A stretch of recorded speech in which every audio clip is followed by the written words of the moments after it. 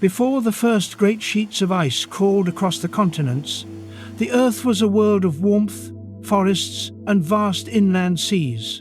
Continents drifted under skies far milder than the freezing winds to come. It was a time when the planet's rhythms followed slow, steady cycles of heat and cool, each dictated by subtle movements of the Earth around the Sun.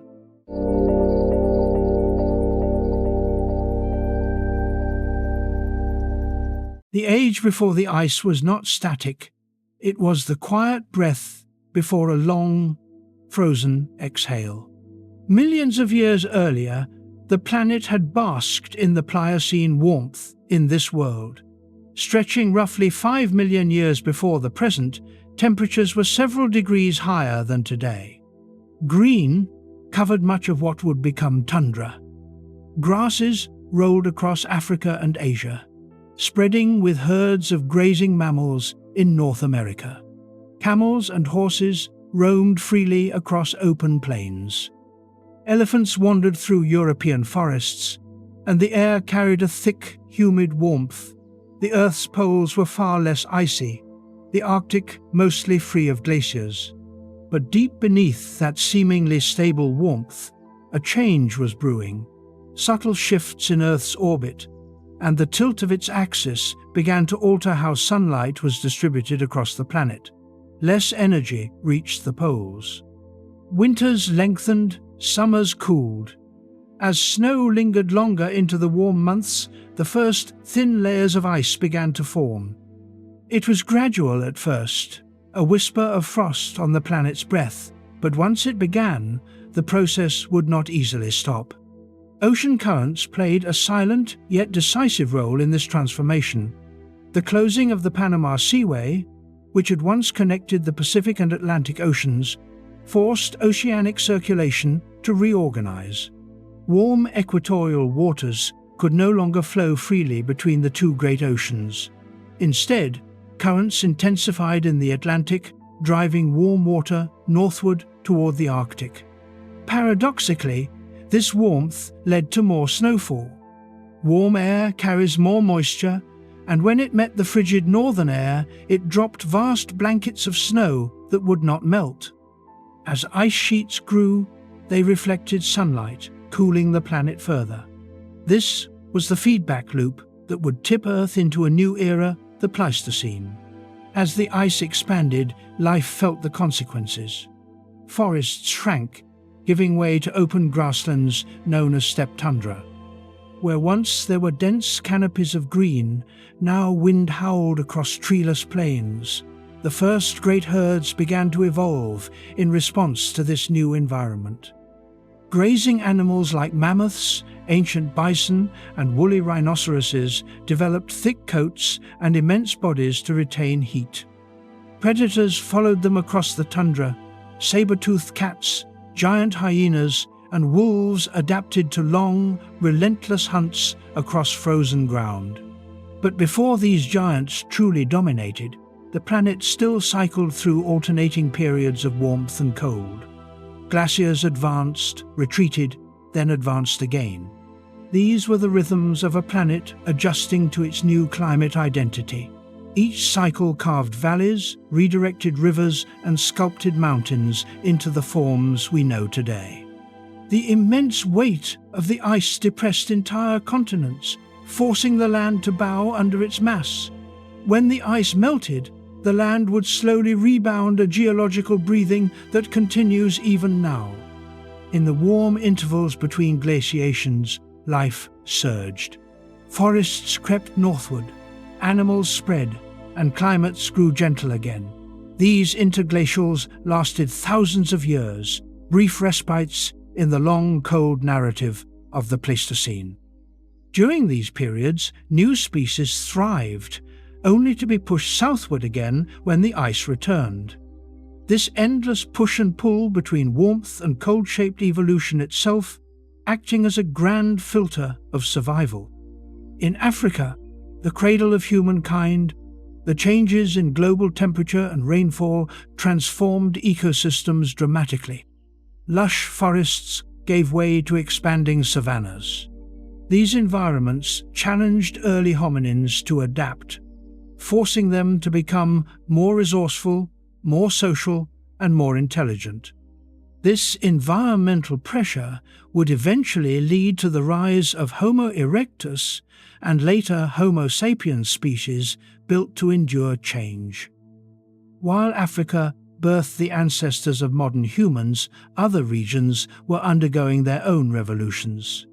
In North America, ancient horses and camels flourished, unaware that they would one day vanish from that continent.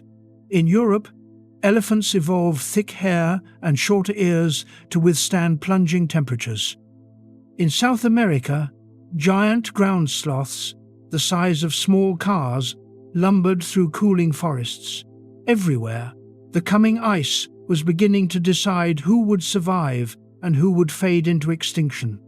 The formation of glaciers was not merely a climatic event, but a geological transformation. As ice advanced across continents, it scraped away soil and rock, leaving behind bare, scarred bedrock. Rivers swollen with meltwater carved deep valleys. Lakes formed in depressions, gouged by the movement of glaciers, among them the Great Lakes of North America, still visible reminders of the last great freeze.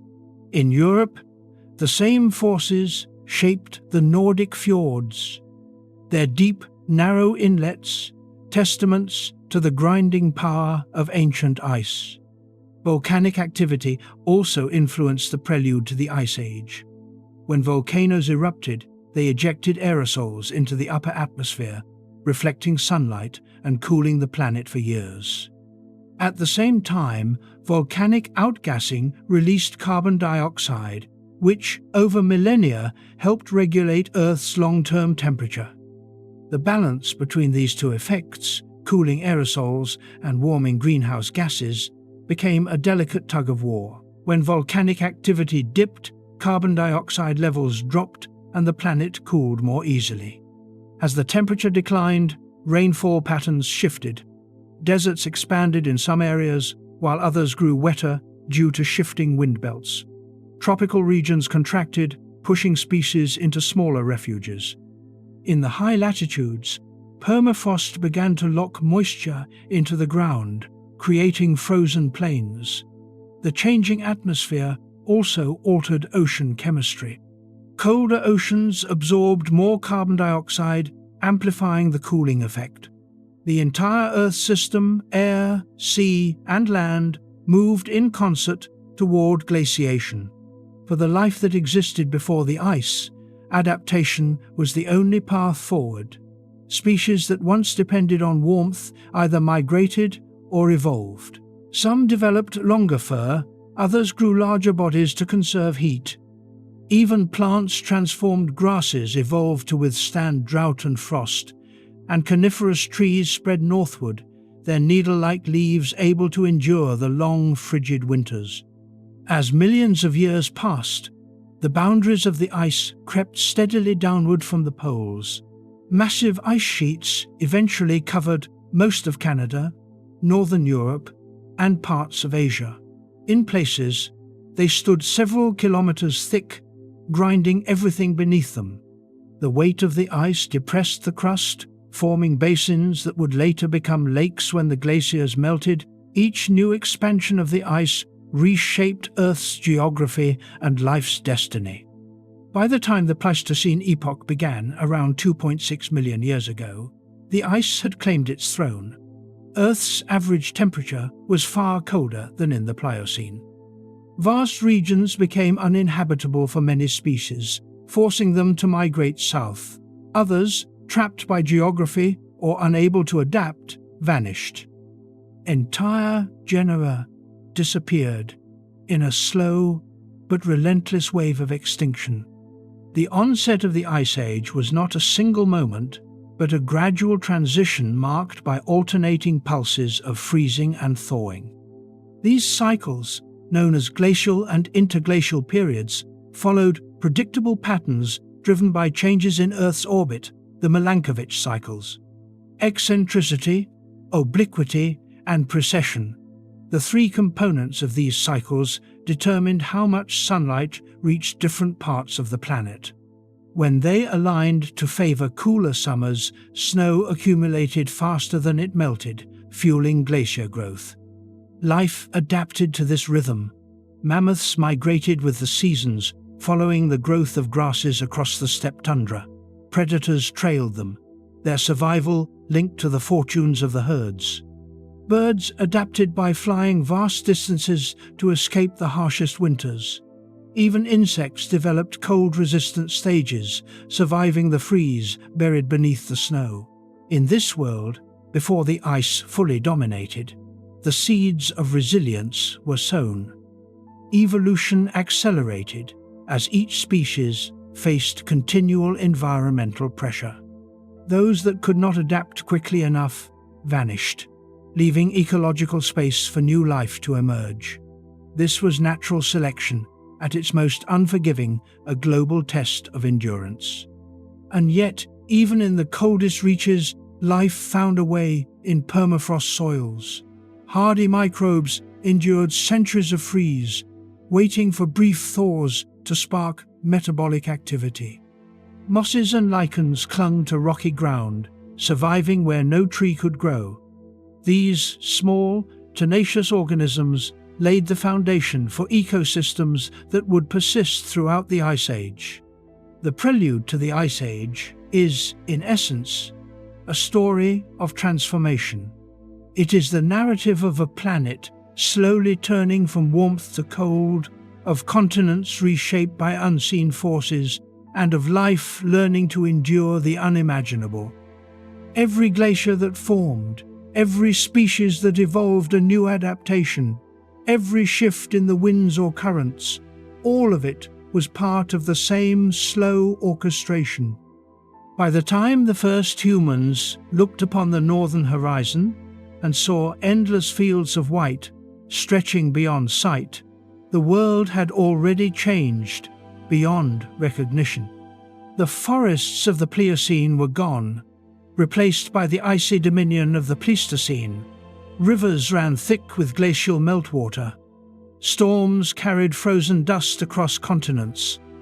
And deep in the frozen silence, evolution continued its patient work, preparing new forms of life for the next chapter in Earth's story, the reign of the ice. The age before the ice was a memory fading beneath frozen skies, but its legacy remained. Beneath every layer of ice lay the bones of creatures that had once thrived in warmth. Beneath every frozen valley lay the fossils of forests that had rustled in tropical winds. And in the heart of humankind's earliest ancestors, the will to adapt forged in those changing climates would soon define the fate of an entire species. The planet was ready. The ice was coming. An ice age does not begin with falling snow or sudden cold. It begins quietly, almost invisibly, in the mathematics of celestial motion and the chemistry of air and water. Long before glaciers advance, the planet's balance is disturbed by forces so subtle that life itself cannot sense them at first. Yet these forces shape the destiny of worlds. The trigger of an ice age is not a single cause, but a convergence of slow mechanisms that reinforce one another until cooling becomes unstoppable. At the center of this process lies Earth's orbit around the Sun. This orbit is not fixed or perfectly circular. Over tens of thousands of years, it stretches and relaxes in a cycle known as eccentricity. When the orbit becomes more elliptical, the distance between Earth and the Sun varies more dramatically throughout the year.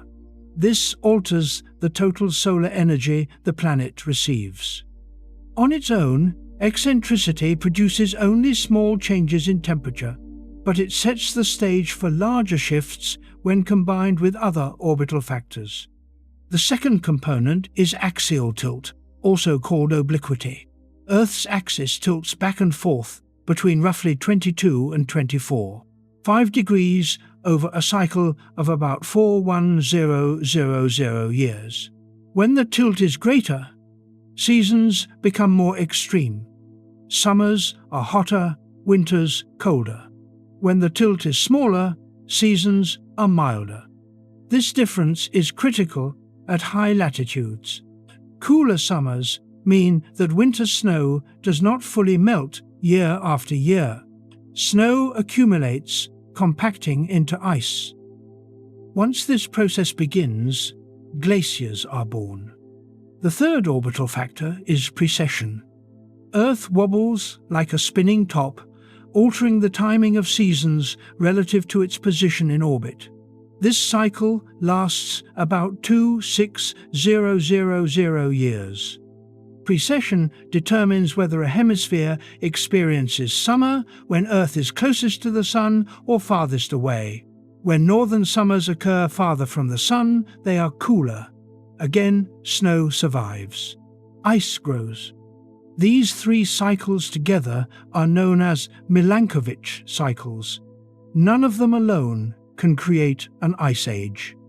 But when they align in the right configuration, they reduce summer sunlight in the polar regions, just enough to allow snow and ice to persist. This persistence is the critical threshold. Once ice remains year-round, the planet begins to change rapidly. Ice reflects sunlight far more efficiently than land or ocean. This property, called albedo, creates a powerful feedback loop.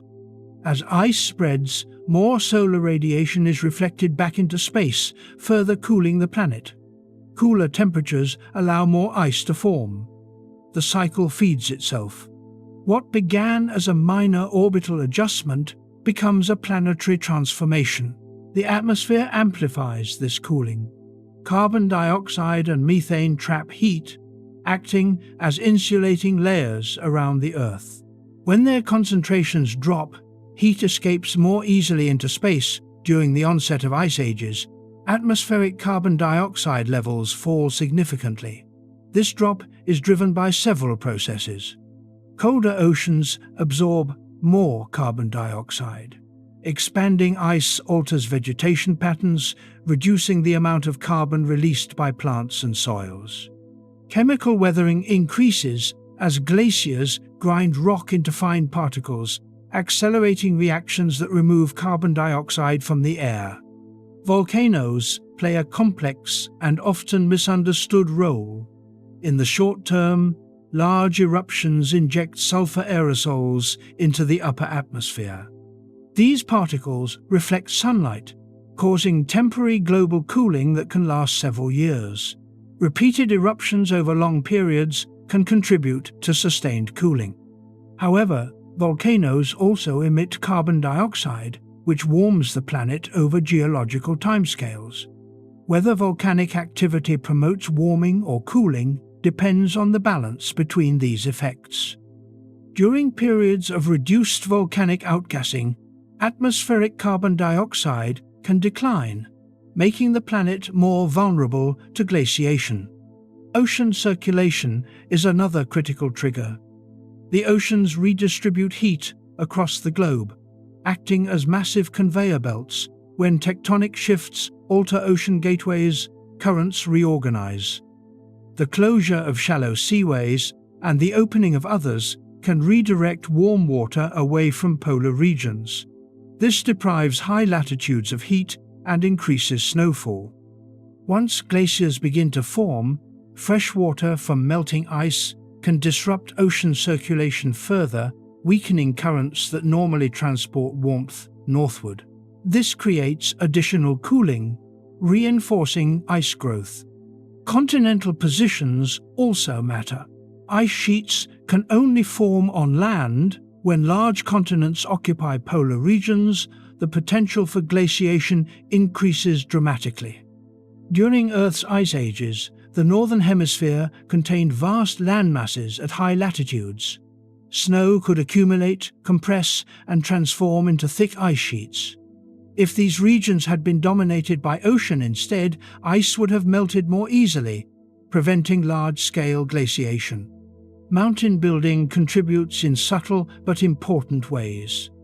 When tectonic forces push up massive mountain ranges, they alter atmospheric circulation and rainfall patterns. High mountains receive more snowfall, and glaciers form at their peaks. These glaciers grind rock into fine sediments, increasing chemical weathering.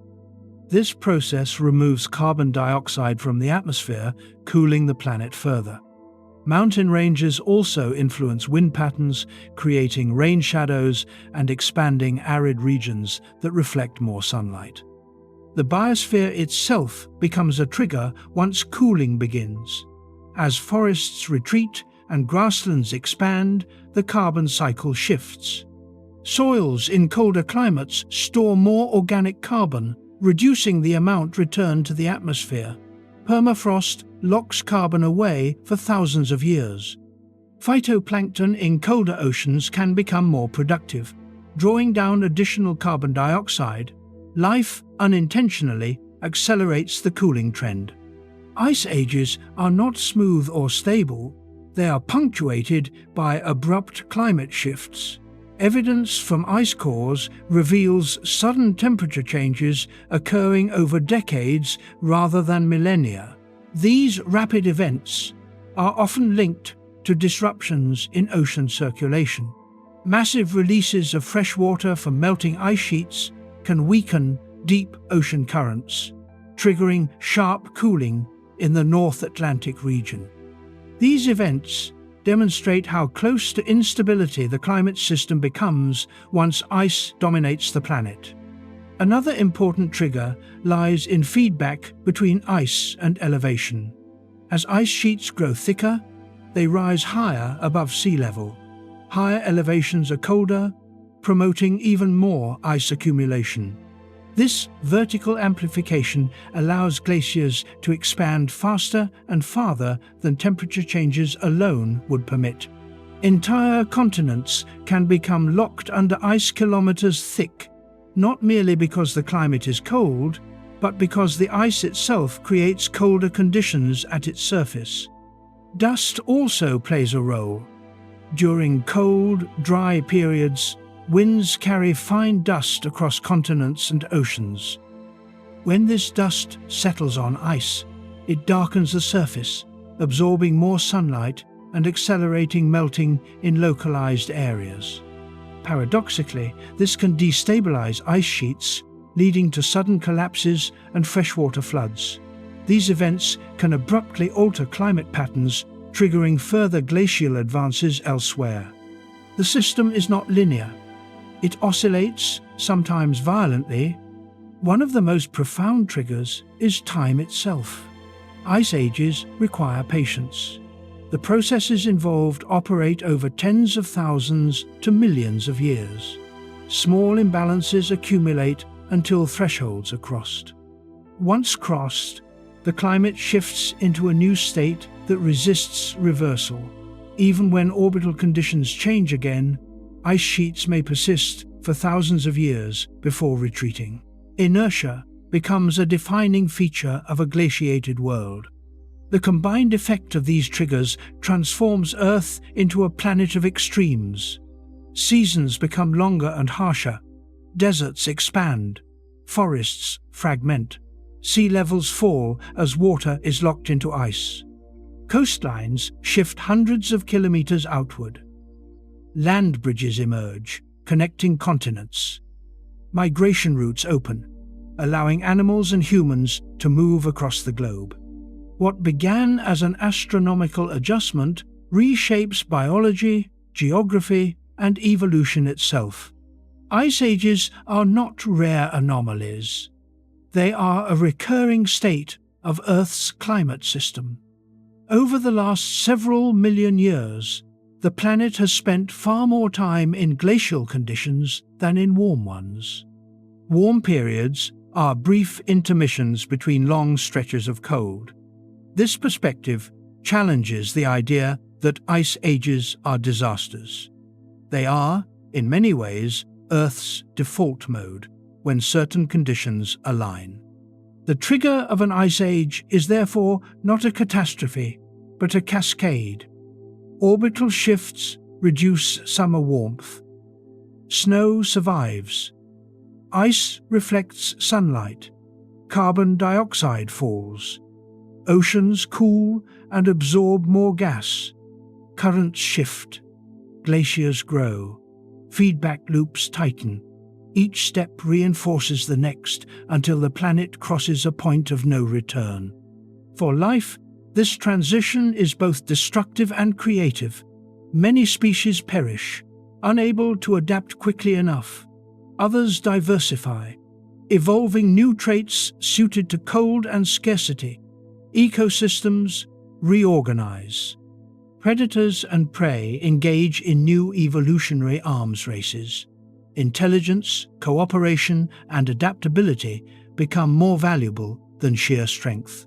For early humans, these triggers set the stage for everything that follows. Without the Ice Age, the world would have remained warmer, forests more continuous, resources more predictable. It was the instability of the Ice Age that forced human ancestors to innovate, migrate, and eventually dominate. The cold did not merely challenge humanity, it shaped it. When viewed from space, the onset of an Ice Age is invisible. There are no alarms, no sudden shifts. But on the ground, over generations, the changes are unmistakable. Winters lengthen. Summers fail to melt the snow. Rivers change course. Animals migrate or disappear. Forests thin. Grasslands spread. The sky grows harsher. The planet quietly commits to a new identity. An Ice Age is not triggered by cold alone. It is triggered by imbalance, by the slow misalignment of sunlight, atmosphere, ocean, and land. Once that imbalance begins to favor ice, the outcome is inevitable.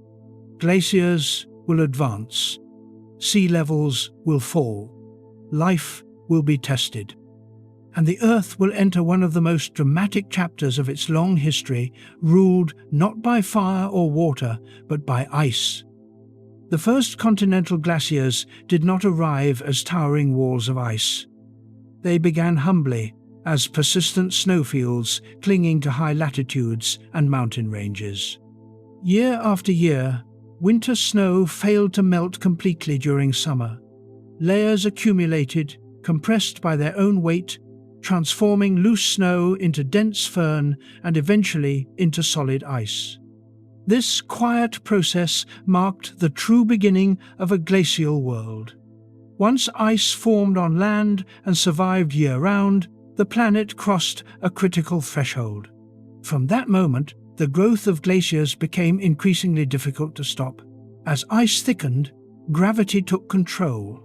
Under immense pressure, glaciers began to flow outward from their centers of accumulation. Unlike rivers of water, glaciers move slowly, almost imperceptibly. Yet their power is immense. They grind rock beneath them, reshape landscapes, and carry enormous loads of sediment across continents. What began as frozen snowfall became a geological force capable of transforming entire hemispheres. The earliest large ice sheets formed in the northern hemisphere, where vast landmasses lay close to the poles. In North America, ice expanded outward from the Canadian Shield. In Europe, glaciers spread from Scandinavia. In Asia, massive ice fields developed across Siberia. These ice sheets did not advance smoothly. They surged forward during colder periods and retreated during warmer interglacials, leaving behind scars etched into the land. As glaciers advanced, they bulldozed forests, crushed soil, and scraped bedrock clean. Trees snapped and vanished beneath the ice. Soils that had taken thousands of years to form were stripped away in centuries. Beneath the glacier's base, rocks fractured under pressure, grinding into fine powder known as glacial flour. This material would later be carried by meltwater rivers, giving them their distinctive milky appearance and fertilizing distant ecosystems. The sheer weight of continental ice was almost unimaginable. In some regions, ice sheets reached thicknesses of more than 3 kilometers. This mass pressed down on the Earth's crust, causing entire continents to sink.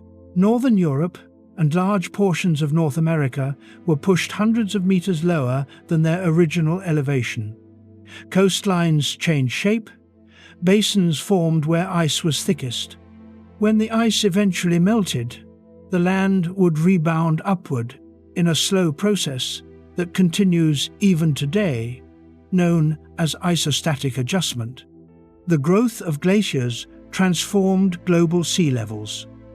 Vast quantities of water became locked away as ice, causing sea levels to fall by more than 100 meters during peak glaciations. Coastlines extended far outward, exposing continental shelves that are now submerged beneath the oceans. Land bridges emerged between continents, altering migration routes for animals and eventually humans. The planet's geography was temporarily rewritten, connecting worlds that are now separated by water. The atmosphere responded to the expanding ice. Cold air masses spread outward from glaciated regions, altering wind patterns across the globe. Polar winds strengthened, carrying dust across continents. Deserts expanded in some regions as rainfall patterns shifted. In others, snowfall increased dramatically. The climate system became more extreme, with sharper contrasts between seasons and regions. Within the glaciers themselves, a hidden world formed deep inside the ice. Air bubbles were trapped as snow compressed over thousands of years.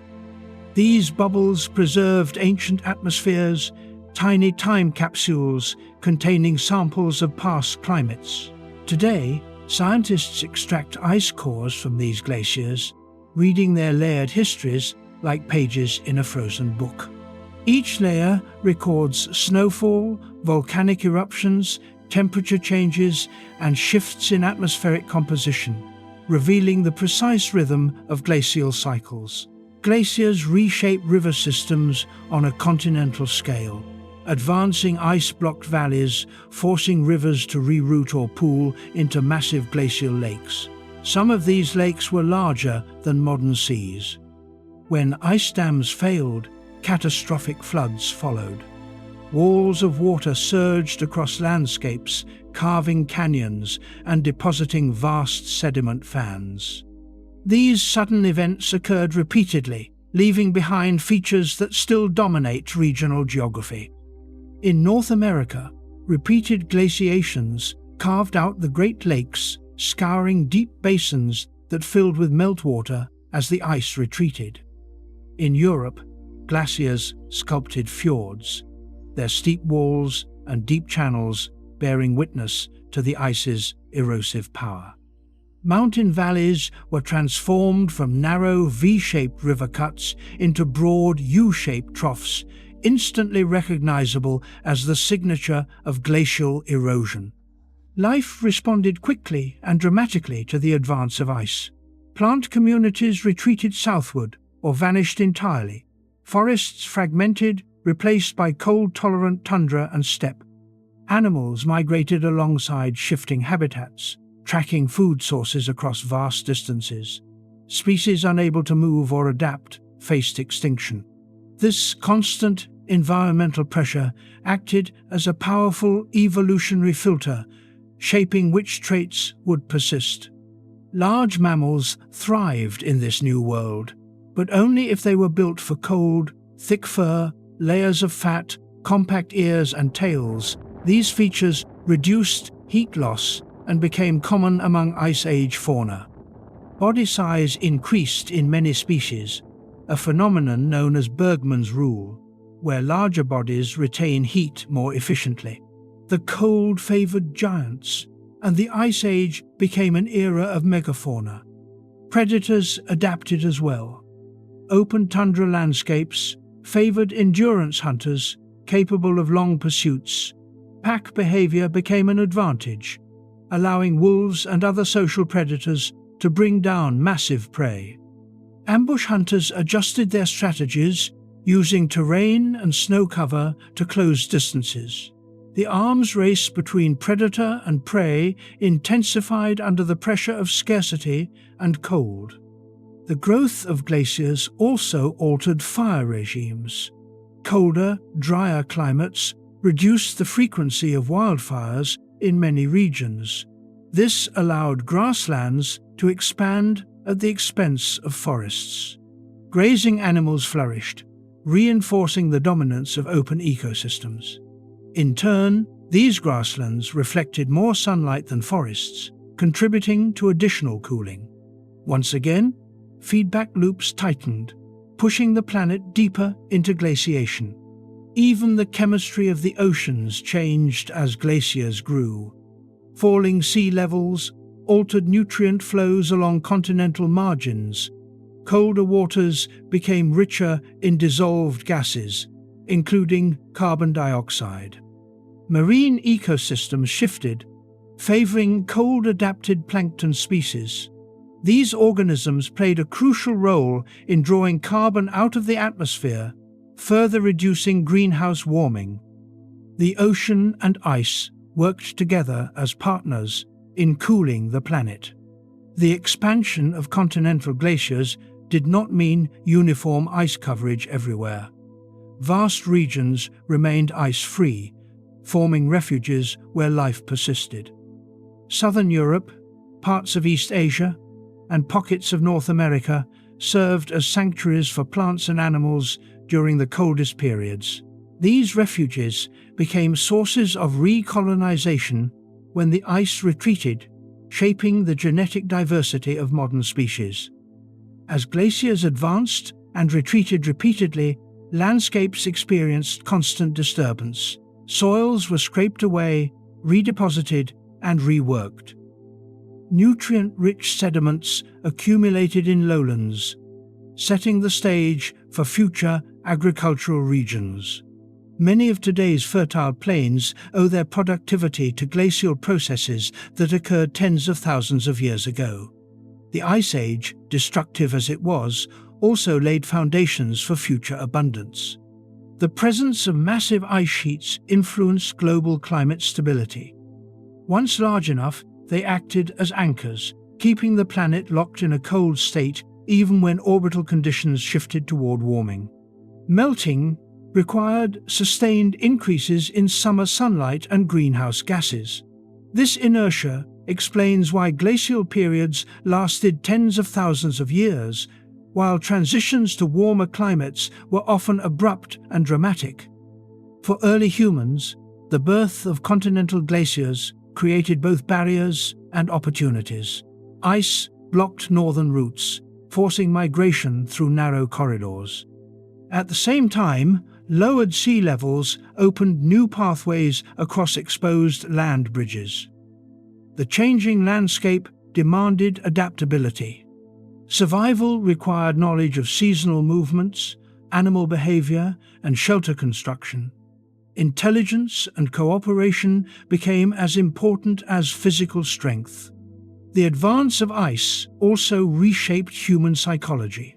In a world dominated by cold and uncertainty, planning ahead became essential. Food storage, clothing production, and tool refinement were no longer optional. The glacial world rewarded foresight and punished waste. These pressures would eventually shape the social and cognitive traits that define humanity today. The birth of continental glaciers was not merely a climatic shift. It was a planetary transformation that altered every system on Earth. Land rose and fell, oceans retreated, winds strengthened. Ecosystems reorganized. Evolution accelerated. What had once been a warm, relatively stable world became a place of extremes, where survival depended on constant adaptation. By the time continental glaciers reached their full extent, the Earth no longer resembled its pre-ice past. Forests had given way to frozen plains. Coastlines had moved hundreds of kilometers outward. Animals had grown larger, hairier, tougher. Life had adjusted to a new ruler ice, whose influence reached from the highest mountains to the deepest oceans. This was only the beginning. The glaciers would not remain static. They would surge, collapse, and return again and again, driving cycles of destruction and renewal. With each advance, the planet was reshaped further, and with each retreat, new opportunities emerged. The birth of continental glaciers marked the moment when Earth entered a long struggle between cold and life, a struggle that would define the Ice Age and everything that followed. When the ice claimed the continents, life did not vanish. It adapted. Beneath a sky often pale and cold, survival became a daily struggle, shaped by wind, darkness, and scarcity. The Ice Age was not a silent wasteland, but a living world forged by extreme pressure. Every organism that endured did so by changing how it lived, how it fed, and how it reproduced. The frozen sky became both an enemy and a teacher. Temperatures during the Ice Age were brutal, especially at high latitudes. Winters stretched long and dark, with months of snow and ice covering the land. Summers were short and weak, often unable to melt all the accumulated snow. Sunlight reached the ground at a low angle, delivering little warmth. For many organisms, survival depended on enduring cold for far longer than warmth. Plants were the foundation of this frozen ecosystem, and they adapted first. Trees retreated southward, unable to withstand long freezes. In their place spread grasses, mosses, lichens, and low shrubs. These plants grew close to the ground, protected from wind and able to survive beneath snow. Many completed their life cycles rapidly during short summers, producing seeds before the cold returned. Others remained dormant for most of the year, waiting patiently beneath ice and soil. The steppe tundra became one of the most productive ecosystems of the Ice Age. Though it appeared barren, it supported vast herds of grazing animals. Nutrient-rich soils, constantly replenished by wind-blown dust and glacial sediments, allowed grasses to grow densely during brief warm periods. This vegetation fed the giants of the frozen world and sustained entire food webs. Herbivores evolved remarkable adaptations to survive. Thick fur provided insulation against biting winds. Layers of subcutaneous fat stored energy and reduced heat loss. Shorter ears and tails minimized exposed surface area. Many species developed specialized teeth capable of grinding tough, frozen vegetation. Digestive systems evolved to extract maximum nutrition from low-quality food. Every calorie mattered in a world where energy was scarce. Behavioral adaptation was just as important as physical change. Many animals migrated seasonally, following the shifting availability of food. Herds moved hundreds or even thousands of kilometers each year, tracking the advance and retreat of snow. Others remained year-round, relying on fat reserves and the ability to dig through snow to reach buried plants. Timing was critical.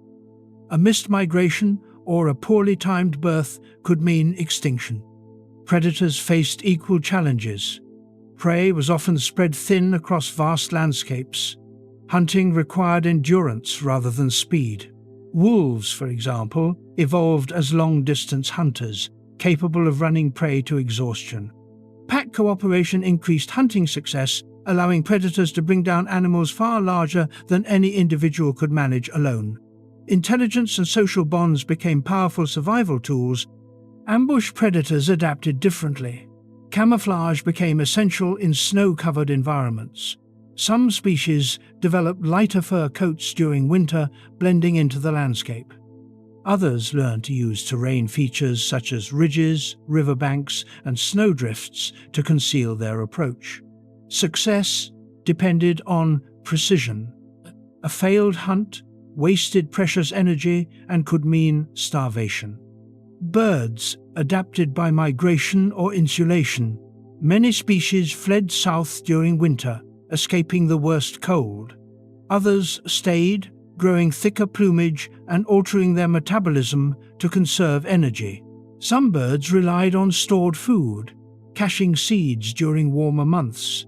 Others shifted diets, scavenging carcasses left by predators or feeding on insects preserved beneath snow. Flexibility determined survival. Insects and smaller animals employed different strategies. Some entered diapause, a state of suspended development that allowed them to survive freezing temperatures. Antifreeze compounds in their bodies prevented lethal ice crystal formation.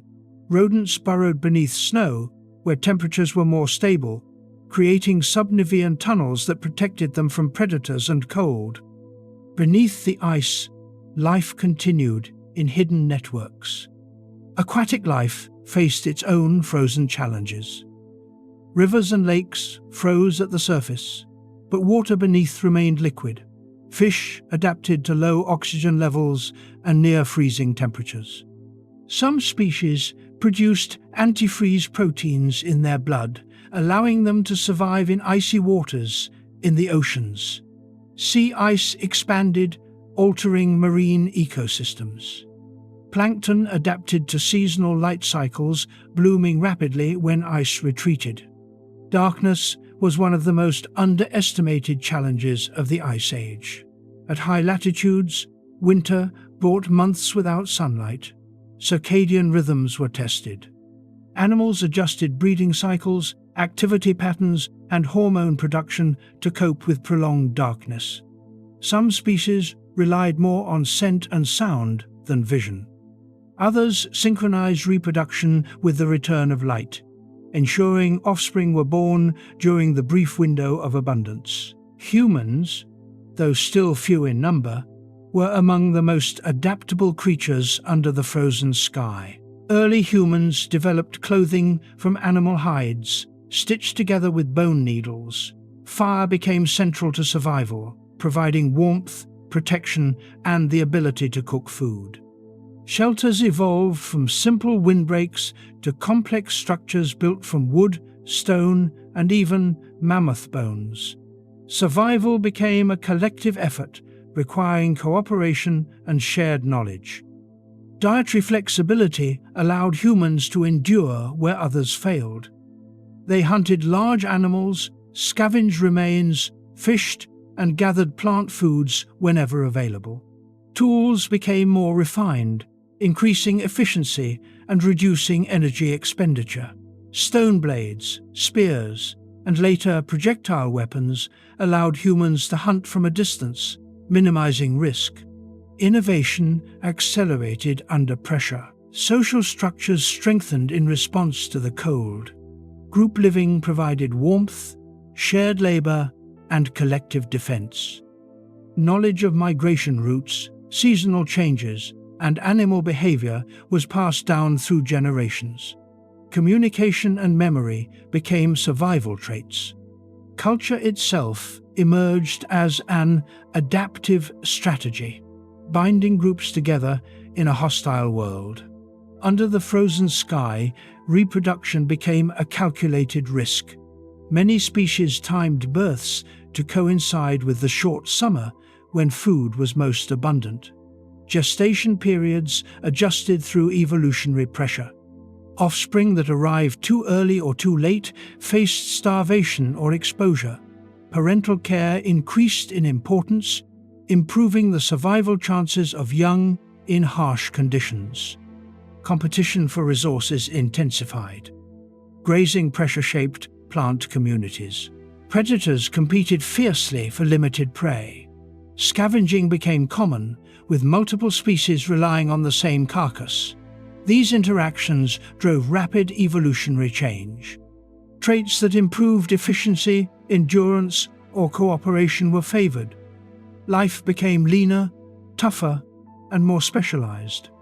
Yet even in this frozen world, moments of abundance existed during brief summers. Landscapes burst into life. Grasses grew rapidly. Flowers bloomed. Insects swarmed. Animals fed intensely, storing energy for the long winter ahead. These short seasons of plenty sustained the entire ecosystem, compressing life's most vital processes into narrow windows of time. The Ice Age was not a uniform environment. Microclimates existed everywhere. South-facing slopes, sheltered valleys, and coastal regions provided relative warmth. These refuges supported pockets of biodiversity and acted as reservoirs of life during the coldest periods. When conditions improved, species expanded outward from these safe havens, recolonizing vast areas. Life under a frozen sky demanded constant adaptation. There was no room for inefficiency or complacency. Every trait, from fur thickness to social behavior, was tested by the cold. Those that could not meet the challenge disappeared. Those that could emerge stronger, shaping the ecosystems of the Ice Age and influencing the world that followed. The frozen sky did more than threaten life. It refined it. It stripped ecosystems down to their essentials and rebuilt them around resilience. In this world of ice and wind, survival was the ultimate measure of success. The legacy of these adaptations remains written in the biology of modern species and in the evolutionary story of humanity itself. As the Ice Age tightened its grip on the planet, a remarkable transformation unfolded across the frozen plains and windswept tundra. The world did not become smaller or weaker. Instead, it grew larger. Colder climates favored size, strength, and endurance, and from this pressure emerged the giants of the Ice Age. These megafauna were not evolutionary accidents. They were the result of precise biological responses to cold, scarcity, and vast open landscapes. One of the most striking patterns of Ice Age life was the tendency toward gigantism. Many mammals evolved bodies far larger than their modern relatives. This trend followed a simple physical principle. Larger bodies lose heat more slowly than smaller ones. In a frozen world, size became insulation. Thick layers of fat, massive muscle, and dense bone allowed these animals to conserve energy and survive brutal winters. The cold rewarded mass. Among the most iconic of these giants was the woolly mammoth. Towering over the tundra, mammoths were perfectly engineered for cold survival. Their long, shaggy hair trapped air close to the skin, providing insulation. Beneath the fur lay a thick layer of fat, sometimes more than 10 centimeters deep. Their ears were small and rounded, reducing heat loss, while their tails were short and stubby. Even their blood contained adaptations that allowed it to flow efficiently at low temperatures. Mammoths were not simply larger elephants. They were ecological engineers. Their constant grazing kept grasslands open, preventing forests from reclaiming the steppe tundra. By trampling snow, they exposed vegetation for other animals to feed on. Their dung fertilized the soil, supporting plant growth during brief summers. Entire ecosystems revolved around their presence. Where mammoths thrived, life followed. Alongside mammoths lived mastodons, close relatives with different feeding strategies. While mammoths specialized in grazing grasses, mastodons browsed shrubs and trees. This dietary separation allowed both giants to coexist without direct competition. It was a recurring pattern of the Ice Age. Niches were finely divided, allowing multiple massive species to share the same landscapes. Abundance was limited, but specialization reduced conflict. The woolly rhinoceros was another titan of the frozen world. Stocky and powerfully built, it carried thick fur and a massive hump of fat over its shoulders. Its horns were long and curved, used to sweep away snow to reach buried vegetation and to defend against predators. Fossil evidence suggests that woolly rhinos were solitary and aggressive, capable of standing their ground against even the most formidable hunters. In North America, Giant bison roamed in vast herds. Larger than modern bison, they possessed massive horns and immense strength. These animals were central to the Ice Age food web. Their migrations shaped vegetation patterns, and their sheer numbers sustained predators and scavengers alike. When herds moved, the land itself seemed to move with them, a living tide across the frozen plains. South America developed its own giants, massive ground sloths, some standing taller than modern elephants, lumbered through forests and open lands. Unlike their small tree-dwelling relatives today, these sloths were terrestrial behemoths. They fed on leaves and branches, pulling down vegetation with powerful claws. Their slow metabolism and large size allowed them to survive on relatively low-quality food, an advantage in unstable climates. Armored giants also thrived. Glyptodons, relatives of modern armadillos, carried domed shells of solid bone. These living tanks were nearly impervious to predators. Their armor protected them from attacks, while their bulk discouraged confrontation. Defense, rather than speed or aggression, was their survival strategy. In a world of limited resources, avoiding injury was often more important than winning fights. Even predators grew larger. The short-faced bear was among the most formidable carnivores ever to walk the earth. Standing taller than a modern grizzly and built for speed, it could travel long distances across open terrain. Its long legs and powerful muscles allowed it to dominate carcasses and outcompete other predators. Rather than relying solely on hunting, it likely combined predation with intimidation and scavenging, using size as a weapon. Saber-toothed cats were another product of Ice Age gigantism. Their elongated canine teeth were adapted for delivering precise killing bites to large prey. These predators relied on strength and technique rather than prolonged chases. They targeted vulnerable areas using powerful forelimbs to restrain prey while delivering fatal bites. Their specialization reflected the abundance of large herbivores and the need for efficient kills. The rise of Ice Age giants was also shaped by landscape. Vast open plains favored large animals capable of long-distance travel. Migration became essential as resources shifted seasonally. Large size allowed animals to store energy and travel efficiently across great distances. Smaller animals struggled to compete in these environments unless they occupied specialized niches or lived in burrows and refuges. Reproduction among giants was slow and risky. Large mammals produce fewer offspring, investing heavily in each one. This strategy worked in stable conditions but became dangerous as climates fluctuated rapidly. A failed breeding season or sudden environmental shift could have devastating consequences. Yet for much of the Ice Age, the balance held. Predators, prey, and vegetation remained locked in a dynamic equilibrium. Giant animals influenced climate in subtle ways. Their grazing maintained grasslands that reflected more sunlight than forests, reinforcing cooling trends. Their movement redistributed nutrients across landscapes. Their bodies stored vast amounts of carbon, temporarily locking it away.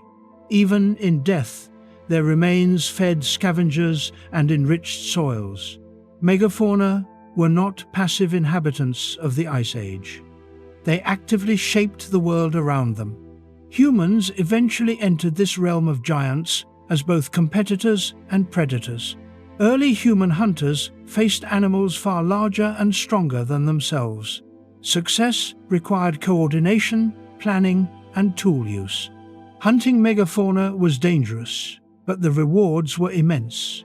A single mammoth could feed a group for weeks, providing meat, fat, bones, and hides. These resources supported larger human populations and encouraged social complexity. The presence of giants also influenced human culture. Myths, rituals, and early art often featured large animals. Their power and scale left deep impressions on the human mind. Cooperation against such formidable prey strengthened social bonds and communication. Survival in a world of giants demanded intelligence as much as courage. Yet, the very traits that allowed Ice Age giants to thrive would later contribute to their downfall. Large size, slow reproduction, and specialization made them vulnerable to rapid change. When climates warmed abruptly or habitats fragmented, these animals struggled to adapt quickly enough.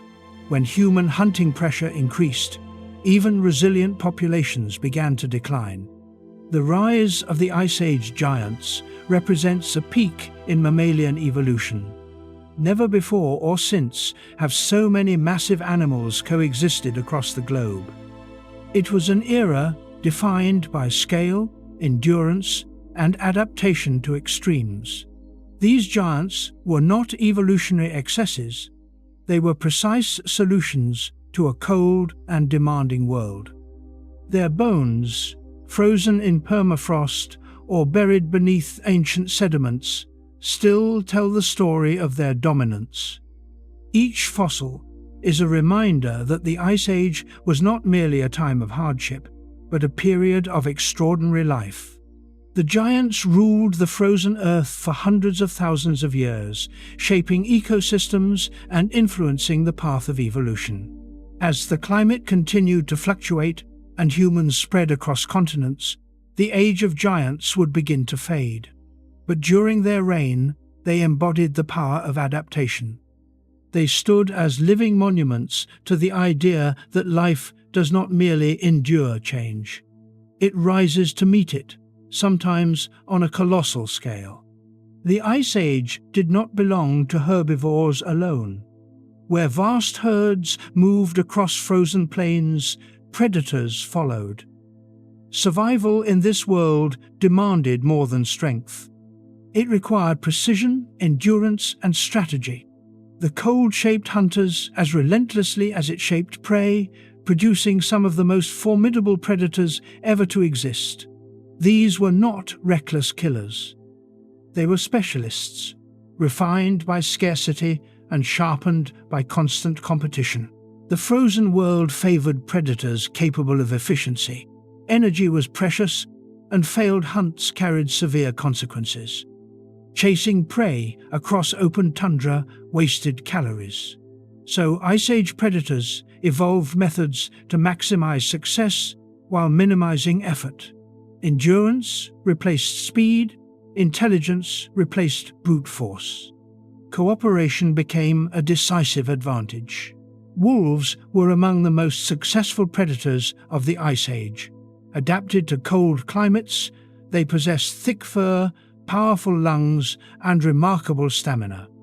Unlike solitary hunters, wolves hunted in packs, coordinating attacks over long distances.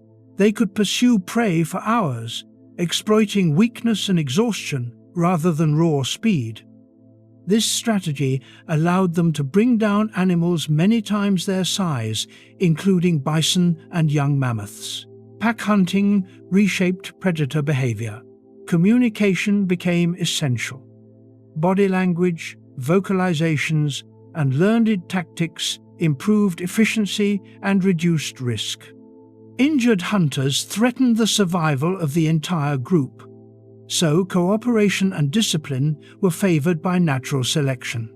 Wolves were not merely hunters, they were social strategists in a harsh environment. Dire wolves, larger and more powerfully built than modern wolves, dominated much of North America. Their strong jaws and robust teeth suggest they specialized in tackling large prey and consuming bone-rich carcasses. They likely competed fiercely with other predators, defending kills through numbers and intimidation. The frozen plains were crowded with hunters, and dominance mattered. Saber-toothed cats represented a very different approach.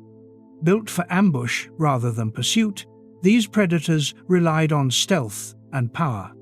Their elongated canine teeth were designed to deliver precise killing bites to soft tissue, especially the throat or neck. Such teeth were fragile, requiring careful technique. Saber-toothed cats likely used their powerful forelimbs to restrain prey before delivering a fatal bite. Unlike modern big cats, many saber-toothed species were not fast sprinters. Instead, they relied on surprise. Snow-covered landscapes provided concealment. Low vegetation and uneven terrain offered opportunities to ambush migrating herbivores. A successful strike meant survival. A failed attempt could result in injury or starvation. Every hunt carried risk. The short-faced bear was one of the most dominant predators of the Ice Age. Towering over other carnivores, it combined size with speed. Its long legs allowed it to cover vast distances across open terrain, making it both a hunter and an aggressive scavenger. Rather than relying solely on killing prey, it could intimidate other predators and claim their kills. Size became a weapon in itself. This dominance altered predator hierarchies. Smaller carnivores often avoided areas frequented by short-faced bears. Carcasses became centers of conflict, with multiple species converging to feed. Competition was intense, and timing mattered. Arriving early meant access to fresh meat. Arriving late could mean confrontation or starvation. Hyenas, both in Africa and Europe, were highly successful scavengers and hunters. Their powerful jaws allowed them to crush bone, extracting nutrients unavailable to other predators. This ability gave them an advantage in a world where nothing could be wasted. Hyenas thrived in cold steppe environments, feeding on remains left by larger hunters and finishing what others could not. Predators also adapted to darkness.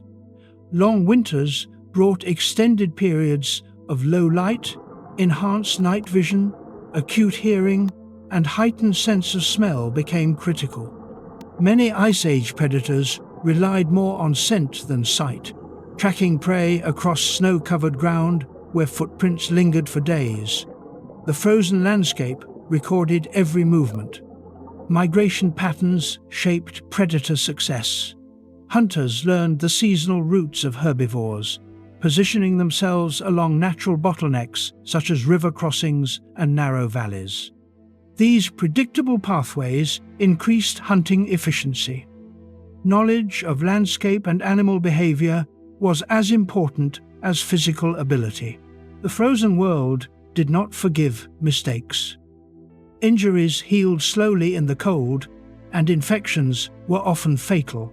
Predators evolved cautious hunting strategies, avoiding unnecessary risks. Older or weaker prey were targeted whenever possible. Scavenging was common and essential. Survival favored adaptability over aggression. Humans entered this competitive arena as a new kind of predator. Unlike others, humans relied on tools, planning, and cooperation on a level unseen before. They used weapons to hunt from a distance, reducing risk. Fire provided warmth, protection, and a means to drive predators away from kills.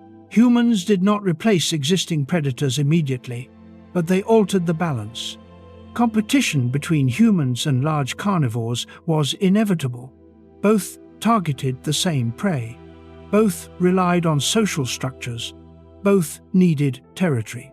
Over time, human efficiency gave them an edge. Coordinated hunts, food storage, and the ability to exploit multiple resources reduced dependence on a single kill.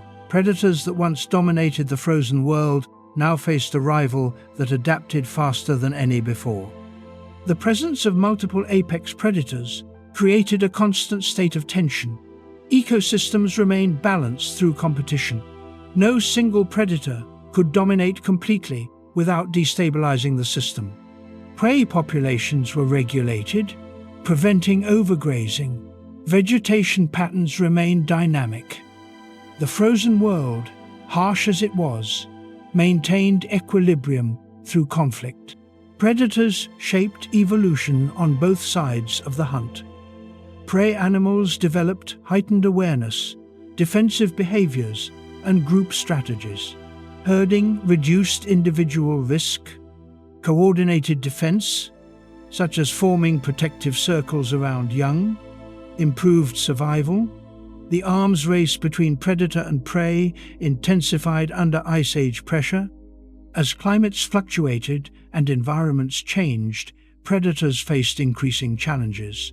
Shrinking habitats, shifting prey distributions, and rising competition tested their adaptability. Those unable to adjust declined. Those capable of flexibility survived longer. Specialization became both a strength and a weakness. The predators of the frozen world were not mindless killers. They were products of extreme selection, refined by cold, scarcity, and competition. Every trait they possessed was earned through survival. Their existence defined the Ice Age as much as the glaciers themselves. When the Ice Age began to fade, many of these predators disappeared with it. Their prey declined. Habitats changed. Humans expanded. Yet their legacy remains written in fossils, in the behaviors of modern carnivores, and in the evolutionary lessons they left behind. The frozen world forged hunters unlike any before or since. They ruled not through chaos, but through balance. In a land of ice and wind, predators became masters of patience, strategy, and survival. While towering glaciers dominated the continents, an equally profound transformation unfolded across the oceans. The Ice Age was not only a story of frozen land, but of reshaped seas. As ice sheets grew and sea levels fell, the oceans changed their chemistry, circulation, and life itself. Beneath expanding sea ice and along newly exposed coastlines, marine ecosystems adapted to a colder, more unstable planet. The frozen seas became both victims of glaciation and powerful drivers of global climate. As vast amounts of water became locked into continental ice sheets, global sea levels dropped dramatically during the coldest periods. Oceans stood more than 100 meters lower than today. Continental shelves emerged, transforming shallow seas into broad coastal plains. Regions that are now submerged beneath waves were once dry land, crossed by rivers and grazed by animals. The shape of the oceans shifted, altering currents that had circulated heat around the planet for millions of years. These changes disrupted the great ocean conveyor belts. Warm surface currents weakened or changed course, reducing the flow of heat toward the poles. Colder waters expanded southward, reinforcing glacial growth on land. The oceans, once stabilizing forces, became amplifiers of cold. This shift was especially critical in the North Atlantic, where changes in circulation repeatedly triggered abrupt climate events. Sea ice expanded seasonally, and during peak glaciations permanently in some regions. Thick sheets of floating ice covered vast areas of the polar oceans. This ice acted as a barrier between atmosphere and sea, reducing heat exchange and limiting gas transfer. Less carbon dioxide escaped from the ocean into the air, further lowering atmospheric greenhouse gas levels. Once again, feedback loops tightened, locking the planet into colder conditions. Beneath the ice, life persisted. The surface waters grew dark and cold, but sunlight still penetrated the edges of sea ice during summer. Phytoplankton adapted to these brief windows of light, blooming rapidly when conditions allowed. These blooms formed the base of polar marine food webs, supporting zooplankton, fish, and larger predators. Productivity was highly seasonal. compressed into short bursts of abundance, followed by long periods of scarcity. Marine animals evolved specialized adaptations to survive freezing waters. Many fish species developed antifreeze proteins in their blood, preventing ice crystals from forming in their tissues. These biochemical innovations allowed life to persist in temperatures that would otherwise be lethal. Seals, whales, and other marine mammals relied on thick layers of blubber for insulation and energy storage, enabling long migrations through icy seas. The expansion of sea ice altered predator-prey relationships. Ice edges became critical hunting grounds. Seals hauled out onto ice floes while polar predators waited nearby. Beneath the ice, fish sought shelter from larger hunters, creating layered ecosystems structured by ice itself. The frozen sea was not empty. It was complex, stratified, and dynamic. Falling sea levels reshaped coastal ecosystems.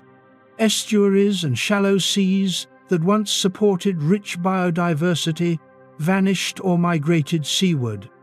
Coral reefs, sensitive to temperature and sea level, declined in many regions. Cold-tolerant species replaced warm water communities. Biodiversity shifted rather than disappeared, but the structure of marine ecosystems changed profoundly. Ocean chemistry responded to cooling as well. Colder waters absorbed more carbon dioxide from the atmosphere, increasing oceanic carbon storage. This absorption contributed to the drop in atmospheric carbon dioxide during glacial periods. At the same time, increased stratification of the oceans limited nutrient mixing in some regions, reducing productivity. In others, strong winds and upwelling delivered nutrients to the surface, fueling plankton growth. The Ice Age oceans were uneven, with zones of abundance and scarcity side by side. Glacial meltwater introduced large volumes of freshwater into the oceans during warming phases. This freshwater was less dense than salty seawater, forming surface layers that disrupted deep water formation. When deep ocean circulation weakened, heat transport declined further, triggering rapid cooling events. These sudden shifts, recorded in marine sediments and ice cores, reveal how sensitive the ocean system was once glaciation took hold. Ice Age storms intensified in some regions. Temperature contrasts between ice-covered continents and open ocean created powerful winds. These winds drove waves, redistributed sea ice, and transported moisture inland as snow. The interaction between ocean and atmosphere became more extreme, with stronger seasonal variability and heightened climatic instability. Marine megafauna adapted to these changing conditions. Whales followed shifting currents and plankton blooms, adjusting migration routes over thousands of years. Some species expanded into newly productive cold water regions, while others retreated or declined. Evolution favored flexibility. Those capable of long-distance movement and dietary adaptability survived best in the unstable Ice Age seas. The frozen oceans also influenced human history. Lowered sea levels exposed coastal plains rich in marine resources. Early humans exploited these environments, harvesting shellfish, fish, and marine mammals. Coastlines became corridors of migration, offering predictable food sources compared to the harsher inland tundra. Many early human settlements likely existed along now submerged shores, erased by rising seas at the end of the Ice Age. Ice Age oceans played a critical role in regulating global climate. They stored vast amounts of heat, carbon, and nutrients, releasing and absorbing them in response to glacial cycles. The timing of ice advances and retreats was closely linked to changes in ocean circulation. Without the oceans, continental glaciation could not have reached such scale or persisted for so long. Even deep-sea environments felt the influence of ice ages. Changes in surface productivity altered the flow of organic material to the ocean floor. Benthic communities responded, shifting species composition and abundance. Sediments accumulated in distinctive layers, recording glacial cycles in chemical signatures that scientists still study today. The deep ocean became a silent archive of Ice Age history. As glaciers waxed and waned, the frozen seas repeatedly expanded and retreated. Coastlines migrated back and forth. Ecosystems reorganized again and again. These cycles occurred over tens of thousands of years, long enough to reshape evolution, but short enough to challenge long-term stability. Life in the oceans learned to expect change. When warming phases arrived, melting ice released fresh water and nutrients into coastal waters. Productivity surged in some regions, creating temporary marine abundance. Fish populations expanded. Predators followed.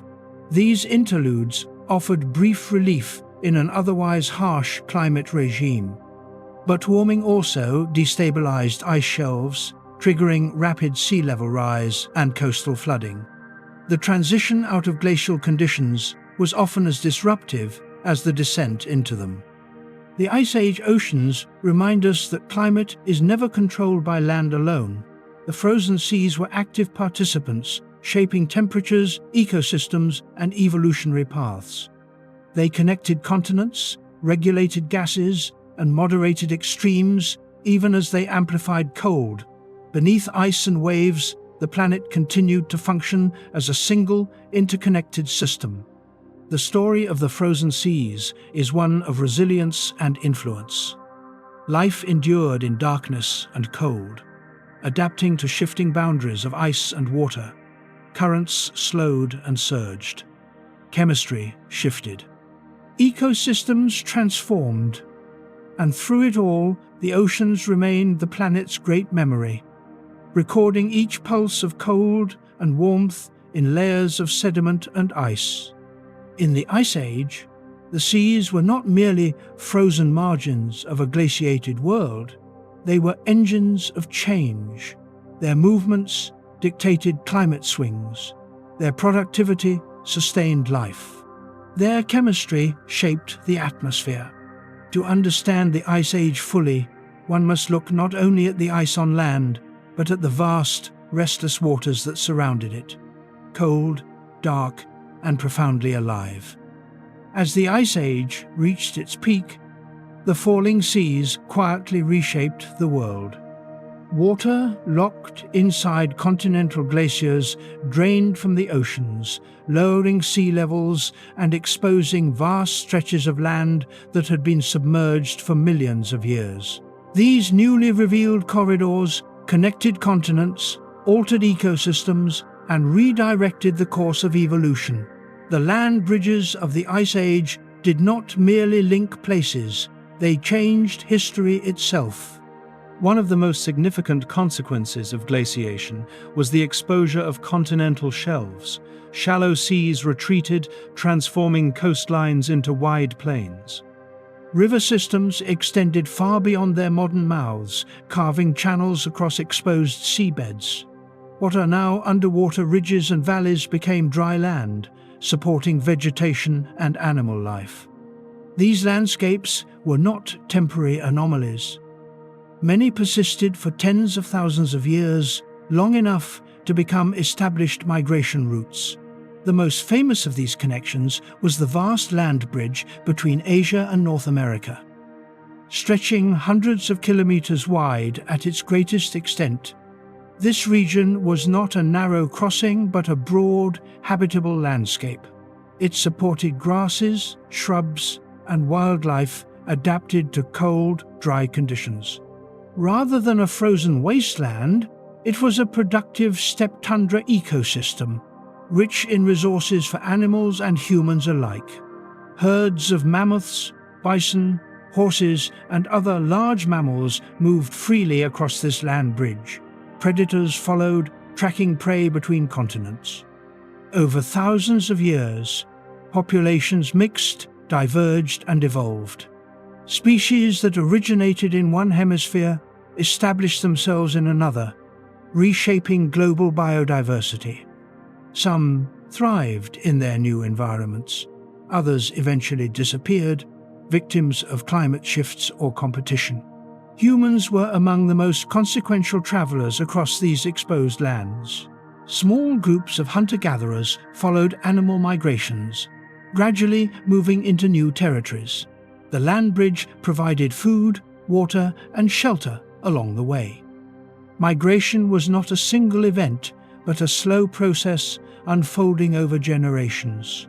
People moved when conditions allowed, retreated during harsh periods, and advanced again when climates improved. Once across, these human populations spread rapidly into new landscapes. The openness of the Ice Age world facilitated movement. With fewer forests and more grasslands, travel was easier than in densely wooded environments. Rivers and valleys guided movement, acting as natural highways across continents. The geography of the Ice Age favored expansion. Other land bridges also played critical roles. Connections emerged between islands and mainlands, allowing animals to colonize new regions. In Southeast Asia, lowered seas linked many islands, forming large landmasses that supported diverse fauna. In Europe, land bridges connected regions now separated by water, enabling species to move in response to advancing ice. Each connection altered evolutionary trajectories. These land bridges did not remain stable. As climates fluctuated, sea levels rose and fell, connections opened and closed repeatedly. Species that crossed during one glacial period might find themselves isolated during the next interglacial. Isolation drove divergence. Populations evolved independently, adapting to local conditions. Over time, this process produced new species and unique regional ecosystems. The opening and closing of land bridges also created competition. Species arriving in new territories encountered unfamiliar predators, prey, and diseases. Some adapted quickly, others failed. Extinctions often followed these encounters, reshaping ecosystems. The Ice Age was not only a time of connection, but of conflict and selection. Vegetation patterns influenced which routes were viable. Grasslands and shrublands supported large herbivores, and the predators that followed them, forested regions, posed barriers to movement, slowing migration. Climate determined the spread of these vegetation zones, indirectly controlling the flow of life across the planet. Migration routes were shaped by temperature, rainfall, and seasonality. The existence of land bridges also affected genetic diversity. Populations that remained connected exchanged genes, maintaining genetic health. Those isolated experienced bottlenecks, reducing diversity but accelerating adaptation. Modern genetic studies reveal these ancient movements, tracing lineages back to Ice Age migrations across now submerged lands. The fingerprints of land bridges remain written in DNA. As ice melted and seas rose, the bridges vanished. Coastal plains flooded. Migration routes were severed. Populations became isolated once more. Some species adapted to shrinking habitats. Others declined. Humans living along these coasts were forced to retreat inland, abandoning settlements that now lie beneath the ocean. The end of land bridges marked the beginning of a more fragmented world. The loss of these connections had lasting consequences. Animals that had relied on seasonal migrations found their routes cut off. Ecosystems that once spanned continents became divided. Human cultures adapted to isolation, developing distinct languages, technologies, and traditions. The rising seas shaped not only geography but identity. Yet, the legacy of the land bridges endures. Many species distributions today are remnants of these ancient pathways. Similarities between distant faunas are explained not by chance but by Ice Age connections. Even human history is inseparable from these vanished lands. Without them, the global spread of humanity would have followed a very different path. The land bridges of the Ice Age were not anomalies. They were recurring features of a planet in flux. Each glacial cycle revealed and concealed them anew. They acted as valves, opening and closing routes of movement and exchange. Life learned to take advantage of these opportunities whenever they arose. These corridors remind us that Earth's surface is not fixed. Seas rise and fall, continents connect and separate. What seems permanent in one era is temporary in another. The Ice Age exposed the hidden architecture of the planet, revealing pathways that shaped evolution and history.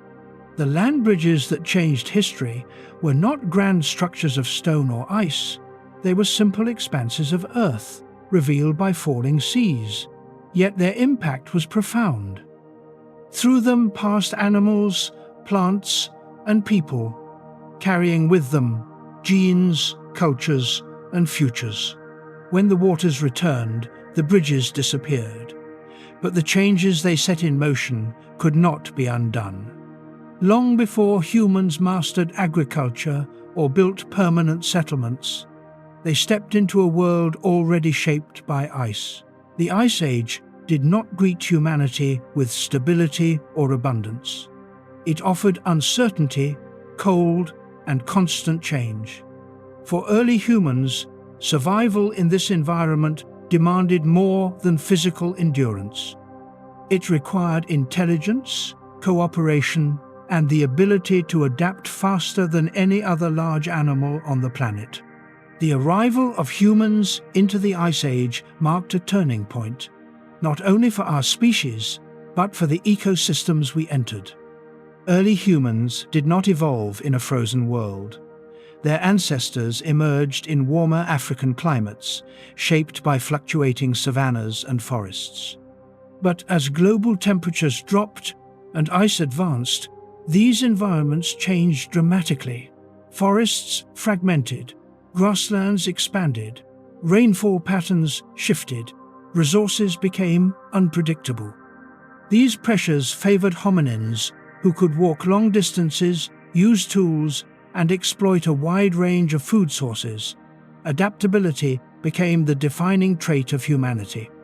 As the Ice Age intensified, human populations began to spread beyond Africa. Migration was not a sudden expansion, but a gradual movement driven by opportunity and necessity. Groups followed animals, rivers, and coastlines. They moved when conditions allowed and paused when climates became too harsh. Each migration required learning new landscapes, new prey, and new dangers. Survival depended on observation, memory, and shared knowledge. Cold environments posed immediate challenges. Humans lacked natural insulation comparable to Ice Age megafauna. Without thick fur or layers of fat, exposure to cold could be deadly. The solution was technological rather than biological. Early humans learned to use animal hides as clothing, creating garments that trapped heat and blocked wind. Bone needles and sinew allowed hides to be stitched into fitted clothing, reducing heat loss. This innovation alone dramatically expanded the range humans could inhabit. Fire became central to Ice Age survival. It provided warmth during freezing nights and long winters. It deterred predators and insects. It transformed food, making meat easier to digest and plants safer to eat. Fire also extended daylight, allowing activity during long nights. Controlling fire was not merely a convenience, it was a survival necessity that reshaped human behavior and social organization. Shelter evolved alongside fire. Early humans used caves when available, but they did not rely on them exclusively. In open landscapes, they built temporary structures using wood, stone, and animal bones. Some shelters were covered with hides, forming insulated dwellings capable of withstanding severe cold. These structures were often positioned strategically, protected from wind and close to resources.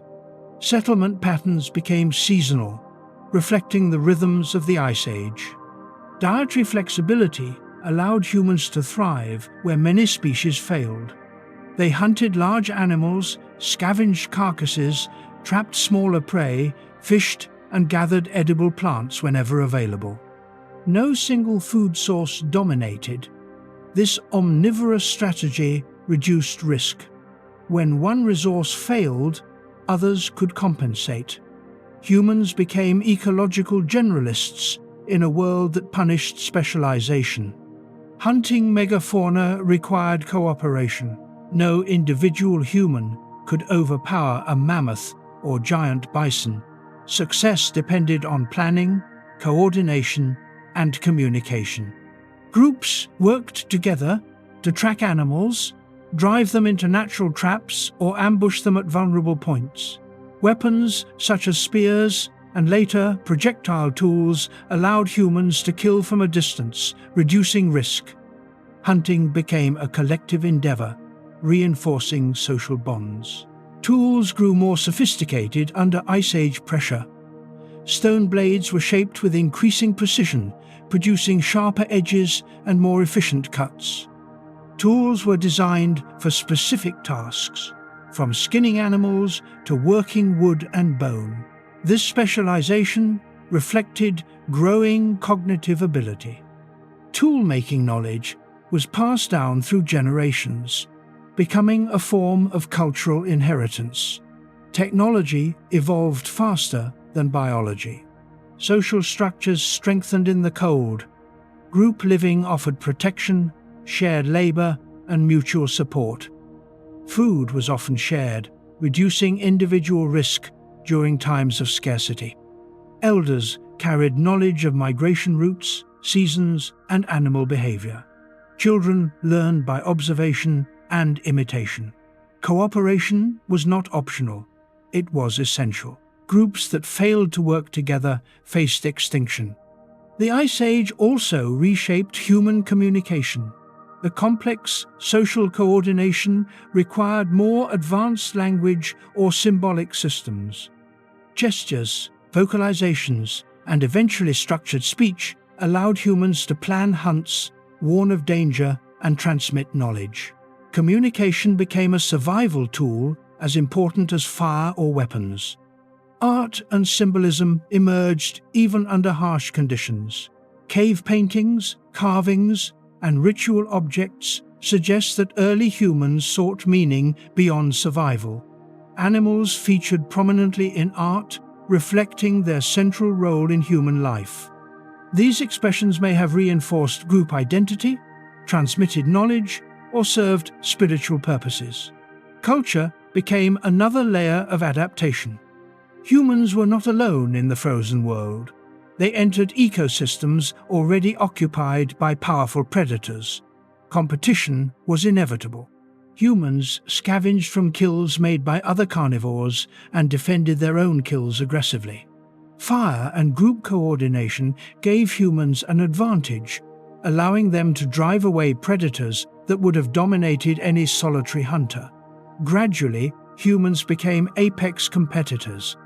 Migration into colder regions was often guided by coastlines. Marine resources provided reliable food in environments where land-based resources fluctuated. Shellfish, fish, and marine mammals supported human populations along exposed coastal plains. These routes facilitated long-distance movement and may have played a crucial role in the spread of humans across continents. Many of these early coastal settlements are now submerged, erased by rising seas at the end of the Ice Age. The Ice Age demanded planning for the future.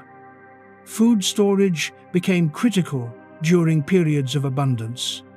Dried meat and fat could sustain groups through harsh winters. Anticipating seasonal change required foresight. Humans who planned survived. Those who did not were eliminated by the cold. This pressure-shaped cognitive traits associated with long-term thinking and decision-making.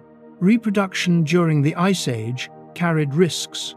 Cold, scarcity, and high infant mortality meant that raising offspring required significant investment.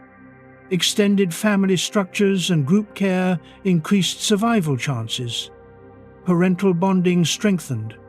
Social cohesion ensured that knowledge and resources were shared with the next generation. Humans also altered their environments.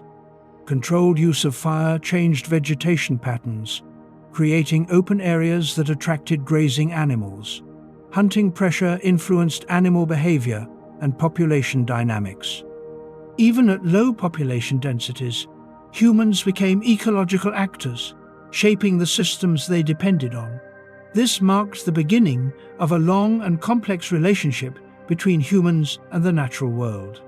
As climates fluctuated, human adaptability was tested repeatedly. Warming periods opened new territories. Cooling phases forced retreat or innovation. Humans did not remain static. They adjusted tools, strategies, and social structures in response to change.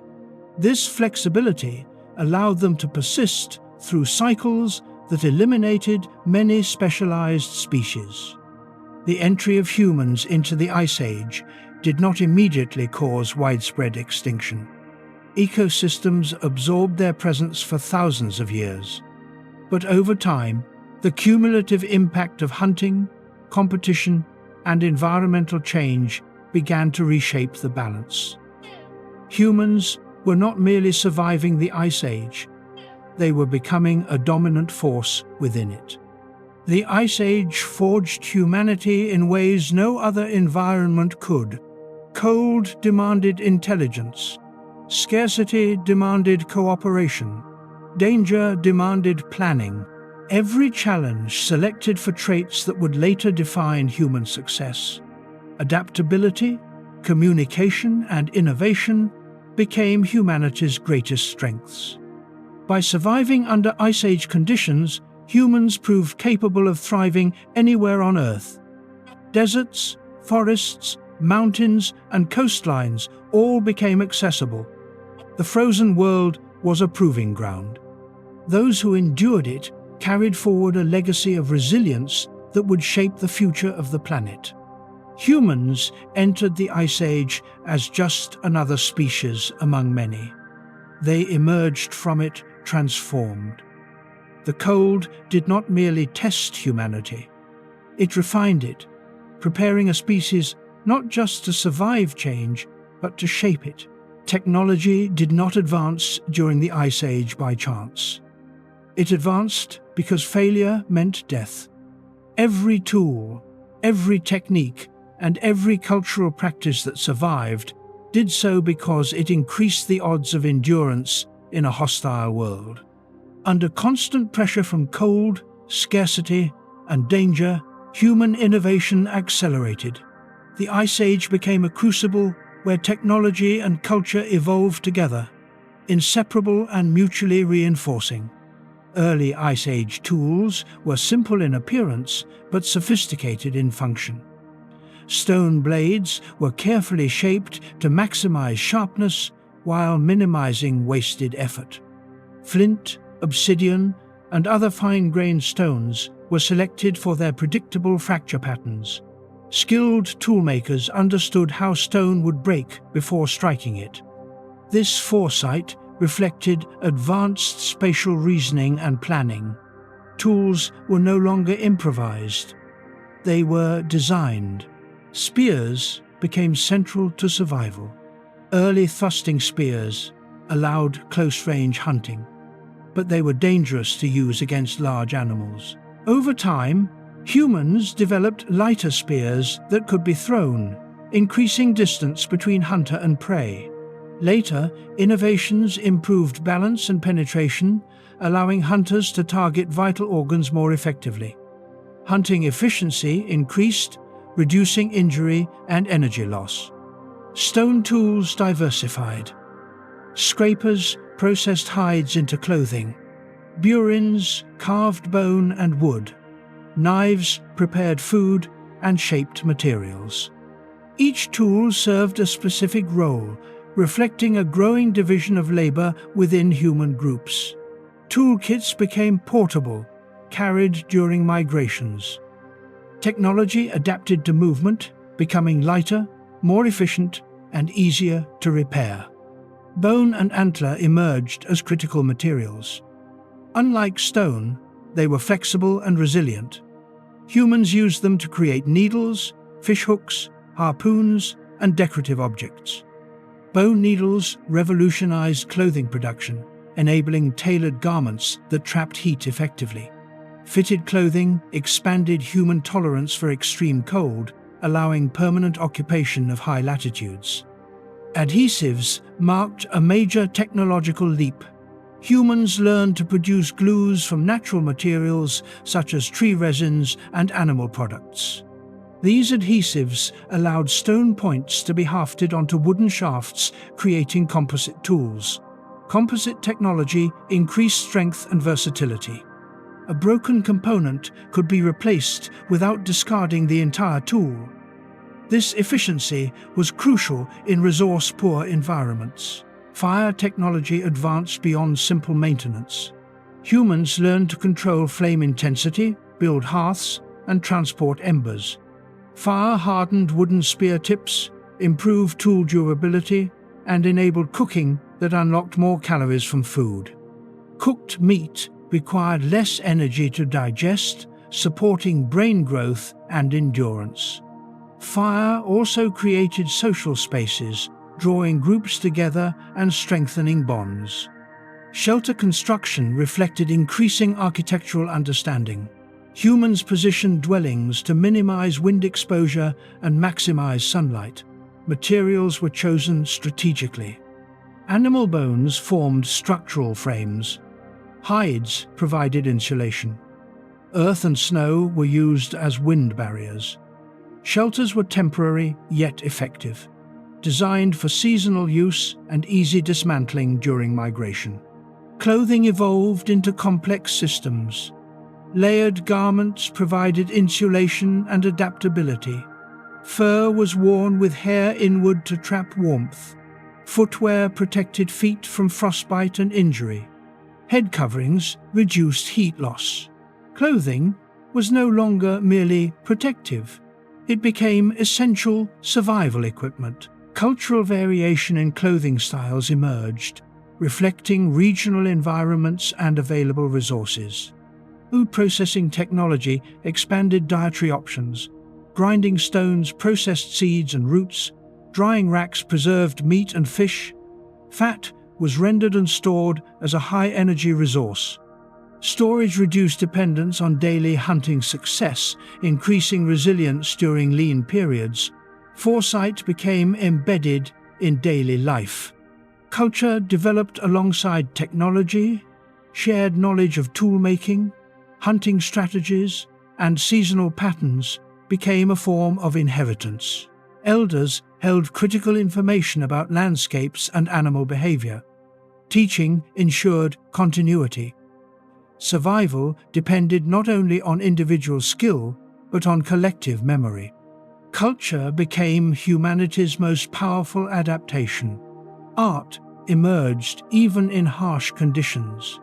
Cave paintings, carvings, and ornamentation suggest symbolic thinking.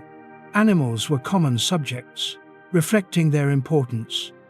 These artworks may have served educational purposes, reinforcing hunting knowledge or social ones, strengthening group identity. Symbolism provided meaning in a world defined by uncertainty. Ritual behavior likely played a role in cohesion, shared practices, created trust, and reinforced cooperation in dangerous environments. Unity increased survival chances. Belief systems may have helped individuals cope with loss, scarcity, and unpredictability. Culture offered psychological resilience as well as practical benefits. Music and rhythm may have developed as social tools. Coordinated movement and sound strengthened bonds and synchronized group activity. Even simple rhythmic patterns could facilitate cooperation during labor or rituals.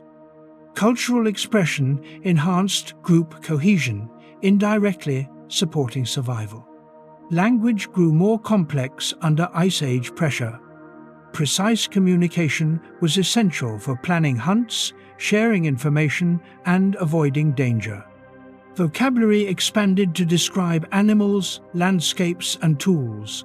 Abstract concepts emerged alongside practical ones. Language allowed humans to transmit experience across generations without direct observation. Technology also reflected adaptability. Tools were modified in response to local conditions. Coastal groups emphasized fishing gear. Inland groups focused on hunting equipment. Mountainous regions favored different materials and designs. This regional variation demonstrates flexible problem-solving rather than rigid tradition. Innovation was cumulative. Each generation built upon the achievements of the last. Successful ideas spread between groups through interaction and migration. Less effective practices disappeared. Cultural evolution accelerated compared to biological change, allowing rapid adjustment to shifting climates. Competition with predators influenced technological choices. Weapons became more effective. Fire was used defensively. Campsites were organized to reduce vulnerability. Humans learned to read signs of predator presence and respond collectively. Technology reduced risk in a world filled with powerful carnivores. The Ice Age demanded efficiency. Wasted energy could not be replaced easily. Technology streamlined daily tasks. Conserving effort. Cultural norms likely discouraged waste and rewarded cooperation. Survival was a shared responsibility.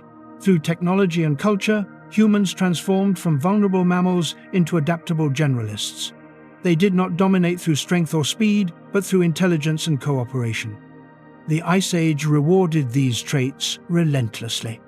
By the later stages of the Ice Age, humans possessed a toolkit that allowed them to inhabit nearly every environment on Earth. Cold no longer defined their limits. Adaptability did. Technology and culture had become extensions of biology, enabling survival beyond natural constraints. The Ice Age did not merely shape tools and traditions, it shaped humanity itself. Under frozen skies, technology and culture fused into a single adaptive system. Together, they allowed a fragile species to endure extremes and emerge prepared to reshape the world that followed. Daily survival during the Ice Age was a continuous negotiation with cold, hunger, and uncertainty. Life was not defined by single dramatic events, but by countless small decisions made each day. When to move, where to hunt, how much energy to spend, and when to rest. Every action carried consequences. The frozen world rewarded awareness and punished mistakes without mercy. Morning often began before sunrise, especially during long winters when daylight was brief or absent altogether. Cold was immediate and relentless. A breath crystallized in the air. Frost-coated clothing and shelters. Maintaining body heat was the first priority. Fires were rekindled, embers carefully preserved from the night before. Fuel was precious. Collecting wood or dried dung required time and energy, both of which were limited resources. Food acquisition dominated daily life. Hunting was not constant, but it was mentally ever present. Success depended on reading tracks in snow, understanding wind direction, and predicting animal movement. Hunters prepared carefully, checking weapons and coordinating roles. A failed hunt could mean days of hunger. Success could mean weeks of survival. When large game was brought down, work intensified. Butchering had to be efficient before meat froze solid. Tools were used quickly and deliberately. Nothing was wasted. Meat was cut, dried, or frozen. Fat was rendered. Bones were cracked for marrow. Hides were cleaned and prepared for clothing or shelter. The entire group participated, each task contributing to survival. On days without hunting success, smaller food sources became critical. Trapping small animals, fishing beneath ice, gathering roots, seeds, and frozen berries supplemented diets. Variety, reduced risk, reliance on a single food source was dangerous in a volatile climate. Flexibility defined daily strategy. Movement was constant but measured. Groups migrated seasonally, following animals and avoiding areas where snow became too deep or resources scarce. Camps were temporary, designed for short stays. Breaking camp was efficient. Possessions were limited to what could be carried. Mobility was survival. Remaining too long in one place risked exhausting local resources. Children learned survival skills early. Observation was a primary form of education. They watched adults prepare tools, track animals, and manage fires. Play often mimicked adult tasks, reinforcing learning.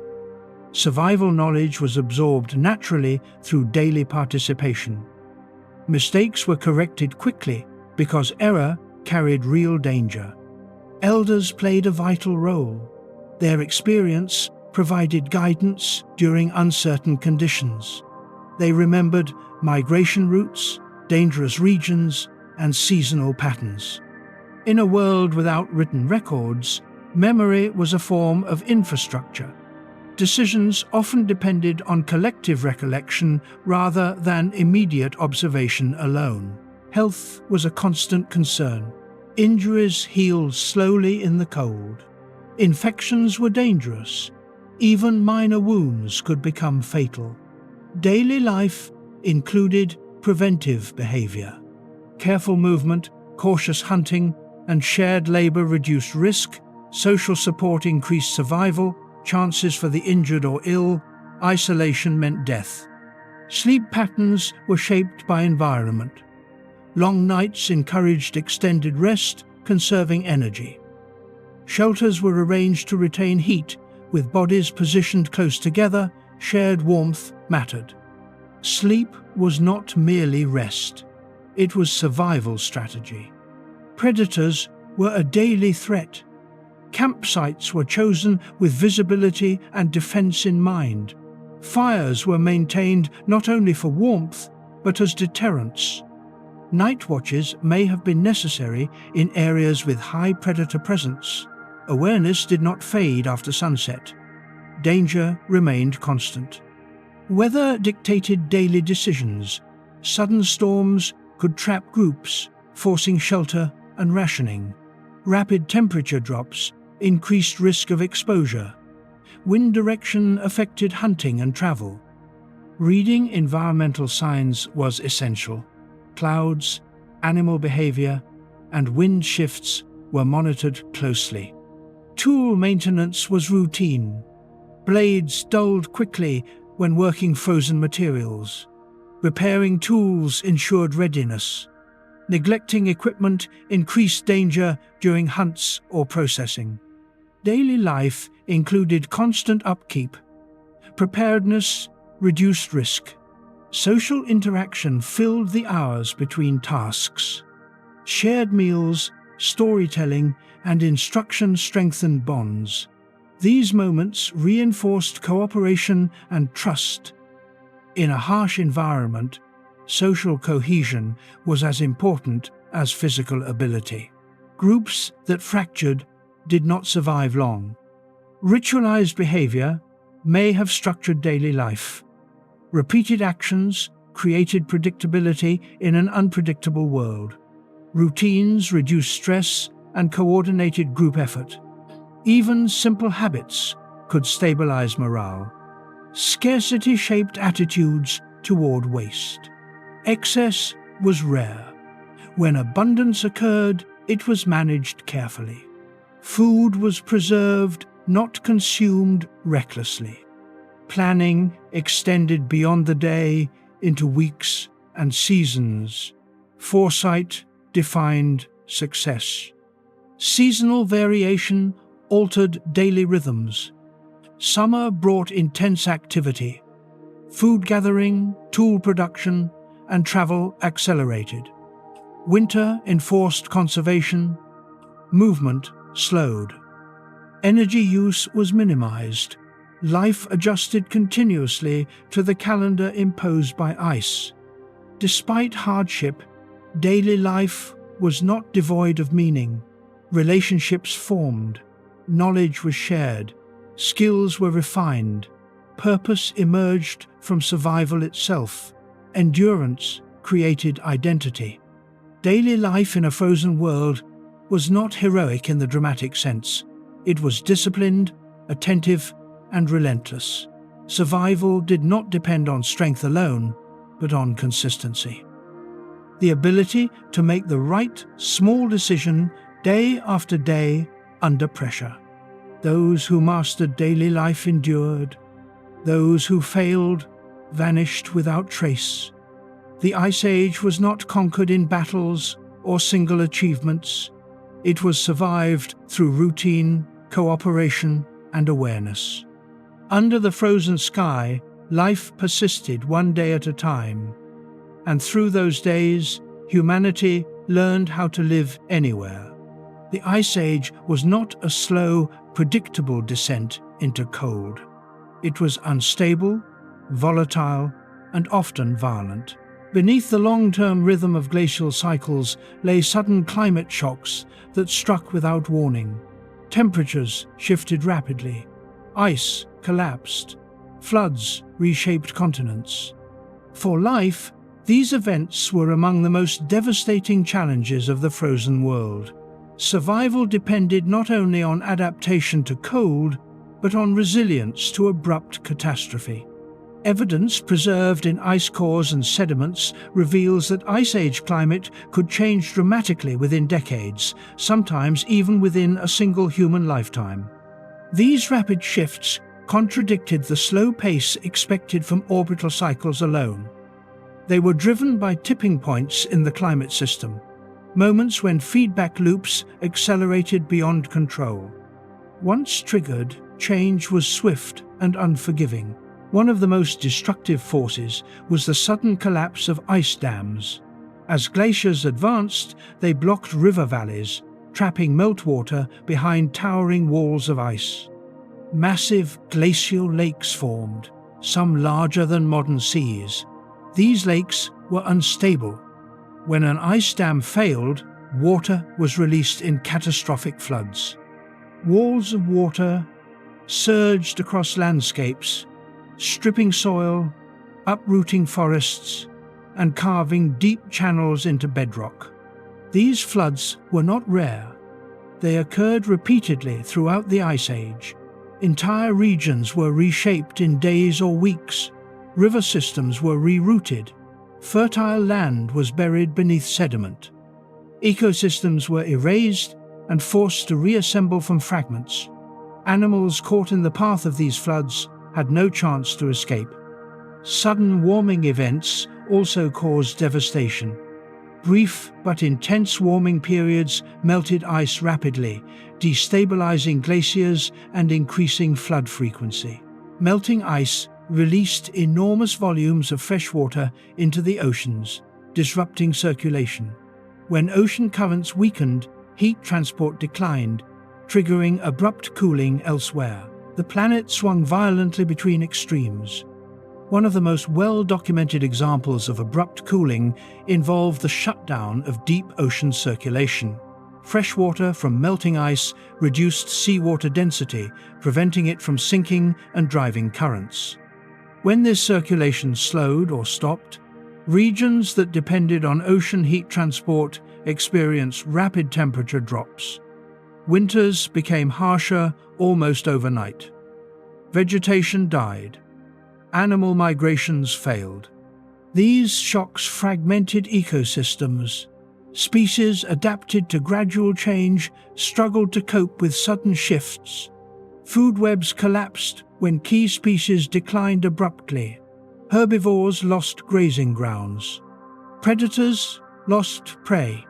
Extinction pulses often followed these events, not as isolated losses, but as cascading failures across ecosystems. Volcanic eruptions added to the instability. Large eruptions injected ash and aerosols into the atmosphere, reflecting sunlight and causing short-term cooling. If eruptions occurred during already cold periods, they could push climates past survival thresholds. Repeated eruptions compounded stress on ecosystems already near collapse. Dust storms intensified during cold, dry phases. Glaciers ground rock into fine particles, which winds carried across continents.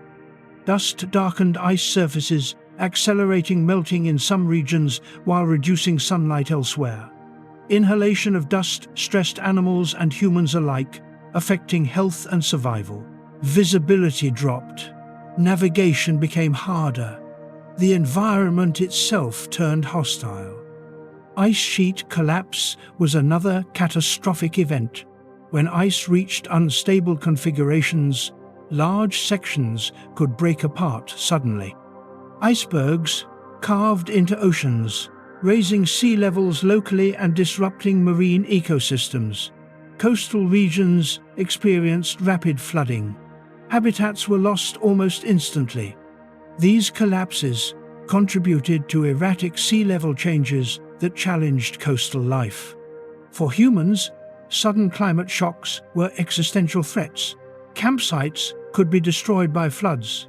Hunting grounds vanished. Migration routes closed.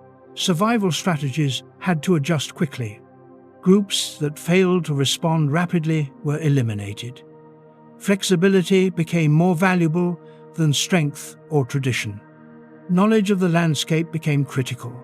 Recognizing signs of instability, such as rising water levels or shifting animal behavior, could mean the difference between survival and disaster. Oral knowledge passed down through generations may have preserved warnings about dangerous regions or seasonal risks. Memory became a defense against catastrophe. Some climate shocks forced rapid migration. Populations abandoned regions that had become uninhabitable. These movements increased competition for resources in safer areas. Conflict likely intensified. Cooperation within groups strengthened as external pressures grew. Social cohesion became a buffer against environmental chaos. Not all impacts were immediately destructive. Some shocks created new opportunities. Floods deposited nutrient-rich sediments, supporting future plant growth. Melting ice exposed new land. Warming periods opened migration routes.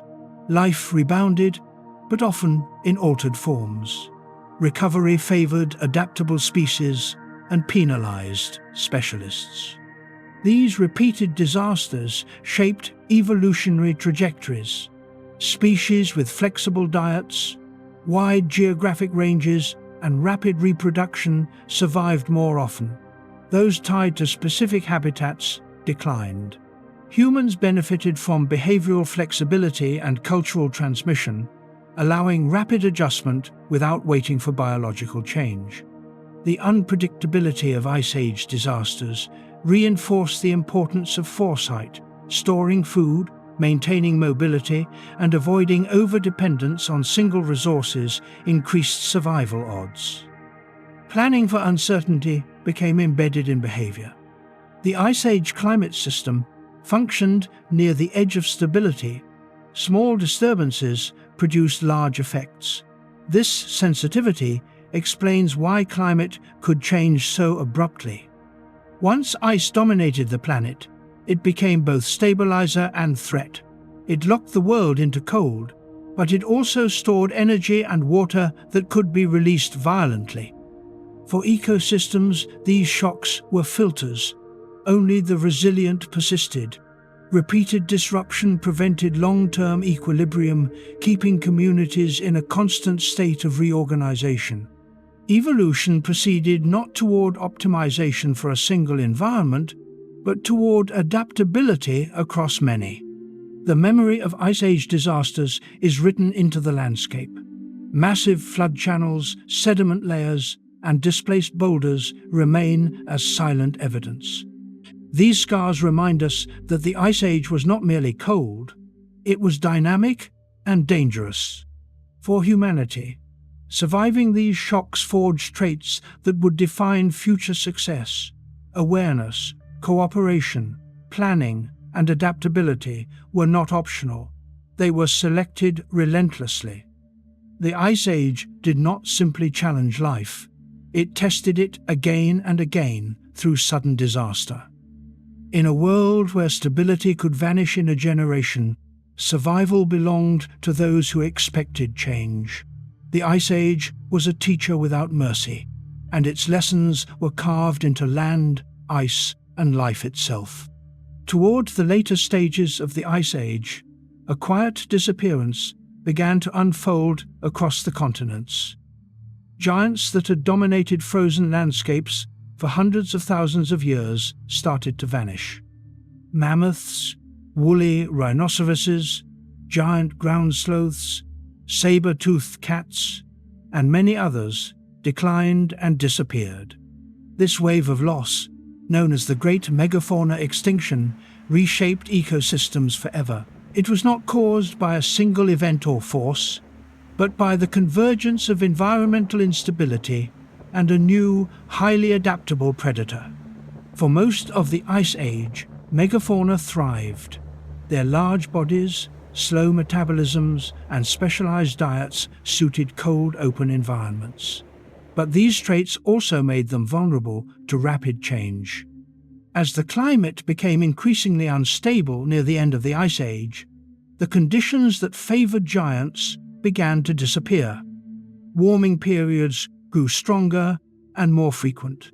Ice retreated. Forests expanded into former grasslands. The steppe tundra ecosystem that supported large grazing animals fragmented and shrank. Habitat loss was one of the most immediate pressures.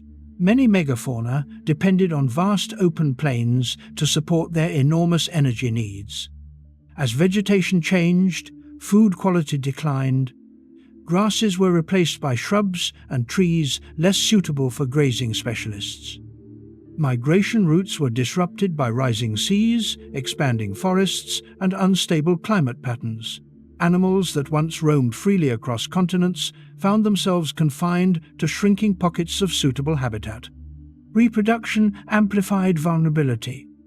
Large mammals reproduce slowly. Pregnancies are long, offspring are few, and parental investment is high. This strategy works in stable environments, but it fails under rapid stress. When adult mortality increased even slightly, populations could not recover. A few consecutive bad years were enough to push already stressed species toward collapse. Climate change alone, however, does not fully explain the timing and selectivity of extinctions. Many large animals had survived previous warming periods. What made this transition different was the presence of humans across nearly every continent. As human populations expanded, they increasingly overlapped with megafauna ranges. Even low levels of sustained hunting pressure could have devastating effects on slow reproducing species. Human hunting was not necessarily widespread slaughter, it was persistent pressure, targeting young, injured, or isolated individuals, reduced population resilience. Humans also competed for the same resources, altering animal behavior and migration. Megafauna that had evolved without human predators were often poorly equipped to recognize humans as a threat. Caution came too late. Humans also transformed landscapes. The use of fire to manage vegetation created more fragmented habitats. While this could attract grazing animals in the short term, it altered long-term ecosystem balance. Combined with climate-driven changes, these disturbances reduced the stability of megafauna food sources. Predators dependent on megafauna suffered cascading effects. Saber-toothed cats, giant bears, and other large carnivores declined as their prey vanished. Some attempted to adapt by targeting smaller animals, but their specialized anatomy and hunting strategies limited flexibility. The loss of megafauna triggered broader ecosystem collapse, not isolated extinctions. Disease may have played a secondary role. Stressed populations are more vulnerable to pathogens. Increased contact between species, including humans and animals, could have facilitated disease transmission. While evidence is limited, disease likely contributed to weakening already declining populations rather than acting as a primary cause. The pattern of extinction varied by region. In some areas, megafauna disappeared rapidly following human arrival. In others, decline was slower, coinciding with major climate shifts. This regional variability suggests a combined cause. Climate change set the stage. Reducing resilience, humans delivered the final pressure. Neither factor alone fully accounts for the outcome. Together, they were decisive. The disappearance of megafauna transformed ecosystems profoundly. Without large grazers, vegetation patterns shifted, forests expanded, fire regimes changed, nutrient cycling slowed. Landscapes that had been shaped by large animals for millennia entered new ecological states. The world became less open, less dynamic, and in many places less diverse. For humans, the extinction of megafauna altered survival strategies. Large game became scarce or vanished entirely. People turned increasingly towards smaller animals, fishing, and plant resources. This shift encouraged new technologies and social structures. Reliance on broad-spectrum diets increased, and human populations adapted. But the world they inherited was different. The great megafauna extinction marks a turning point in Earth's history. It represents the last time animals of such immense size dominated terrestrial ecosystems on a global scale. Its consequences are still visible today in the absence of giants that once shaped landscapes. This extinction was not a sudden apocalypse. It unfolded over thousands of years, unevenly and relentlessly. Each loss weakened ecosystems, reducing their capacity to absorb further change. By the time the Ice Age ended, the megafauna era was largely over. The lesson of this extinction is not simply that humans destroy ecosystems. It is that systems under stress become fragile. When climate instability and new pressures coincide, collapse can follow even without intent. The Ice Age giants were survivors of cold, drought, and darkness, but they could not survive a world changing faster than they could adapt.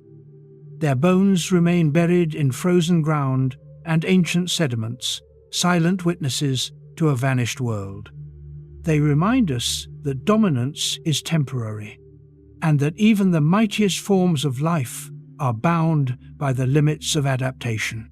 The great megafauna extinction closed one chapter of Earth's story and set the stage for the world that followed.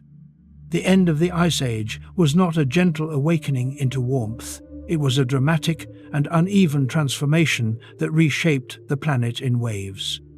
Ice sheets that had dominated continents for tens of thousands of years began to weaken, retreat, and collapse. Temperatures rose, seas surged, ecosystems reorganized, and the world entered a new climatic regime unlike anything that had existed during the long reign of ice. This transition marked one of the most profound turning points in Earth's recent history. The initial trigger for the end of the Ice Age came from slow but predictable changes in Earth's orbit. Shifts in axial tilt and precession increased summer sunlight in the northern hemisphere. Summers grew warmer and longer. Snow that once survived year after year began to melt. At first, the change was subtle. Glaciers thinned at their edges. Meltwater streams formed along their bases. But once melting outpaced accumulation, retreat became inevitable. As ice sheets weakened, feedback loops accelerated warming. Exposed land absorbed more sunlight than reflective ice, increasing local temperatures. Vegetation returned to newly ice-free regions, further darkening the surface. Warming intensified. The system tipped decisively away from glaciation. What had taken thousands of years to build began to unravel rapidly. The retreat of ice was not uniform. Some regions warmed quickly, others lagged behind. Massive ice sheets fractured into smaller units, retreating in pulses rather than steady withdrawal. Periods of rapid melting were interrupted by brief returns to colder conditions. These reversals remind us that the climate system resisted change even as it transformed. The end of the Ice Age was unstable and unpredictable. One of the most dramatic consequences of melting ice was rising sea level. As continental glaciers released their stored water, oceans surged upward. Coastlines migrated inland, flooding vast plains that had been exposed during glaciation. Rivers shortened, estuaries formed. Entire landscapes vanished beneath the sea. This process occurred in jumps, with rapid sea level rise punctuating longer periods of relative stability. Coastal ecosystems were forced to adapt or retreat. Plants and animals moved inland when possible. Others were trapped and lost. Human populations living along coasts faced displacement. Settlements were abandoned. Migration intensified. The drowning of ancient shorelines erased evidence of early human activity, hiding much of our past beneath the oceans.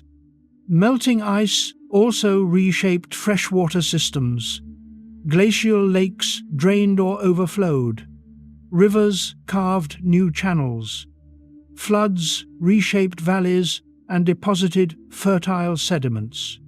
Some regions experienced catastrophic flooding when ice dams failed during warming phases.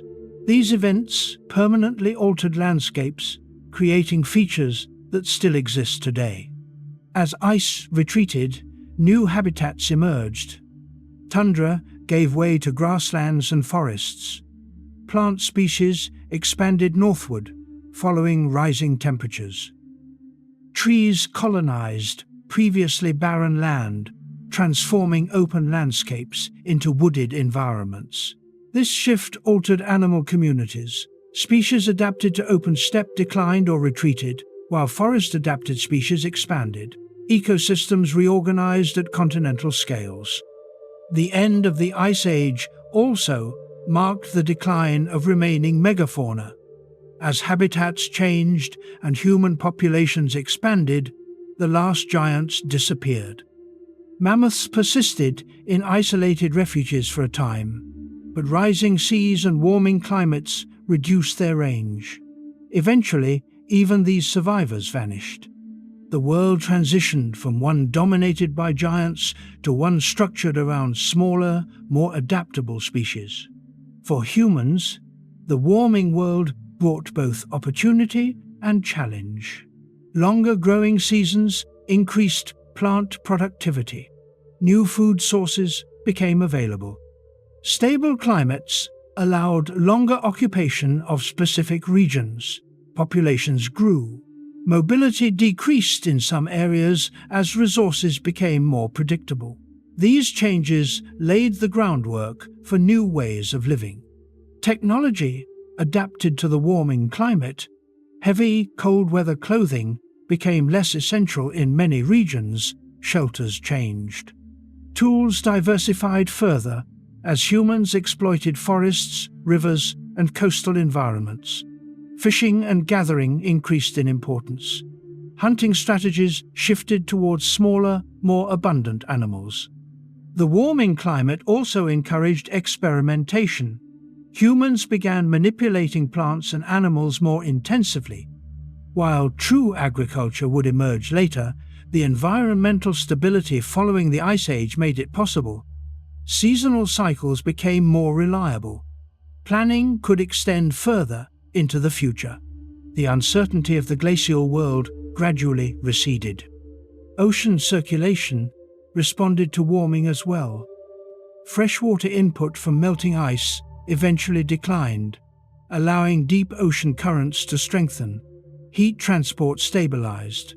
In a second, climate variability decreased.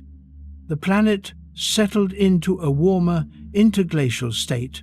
Although fluctuations continued, they were less extreme than during peak glaciation. The end of the Ice Age did not eliminate cold entirely. Glaciers remained in high mountains and polar regions. Seasonal snow persisted, but the dominance of ice was broken. The planet shifted into a new balance, one more favorable to forests, wetlands, and diverse ecosystems. This transition was not instantaneous. It unfolded over thousands of years. Generations lived through gradual warming, shifting landscapes, and rising seas.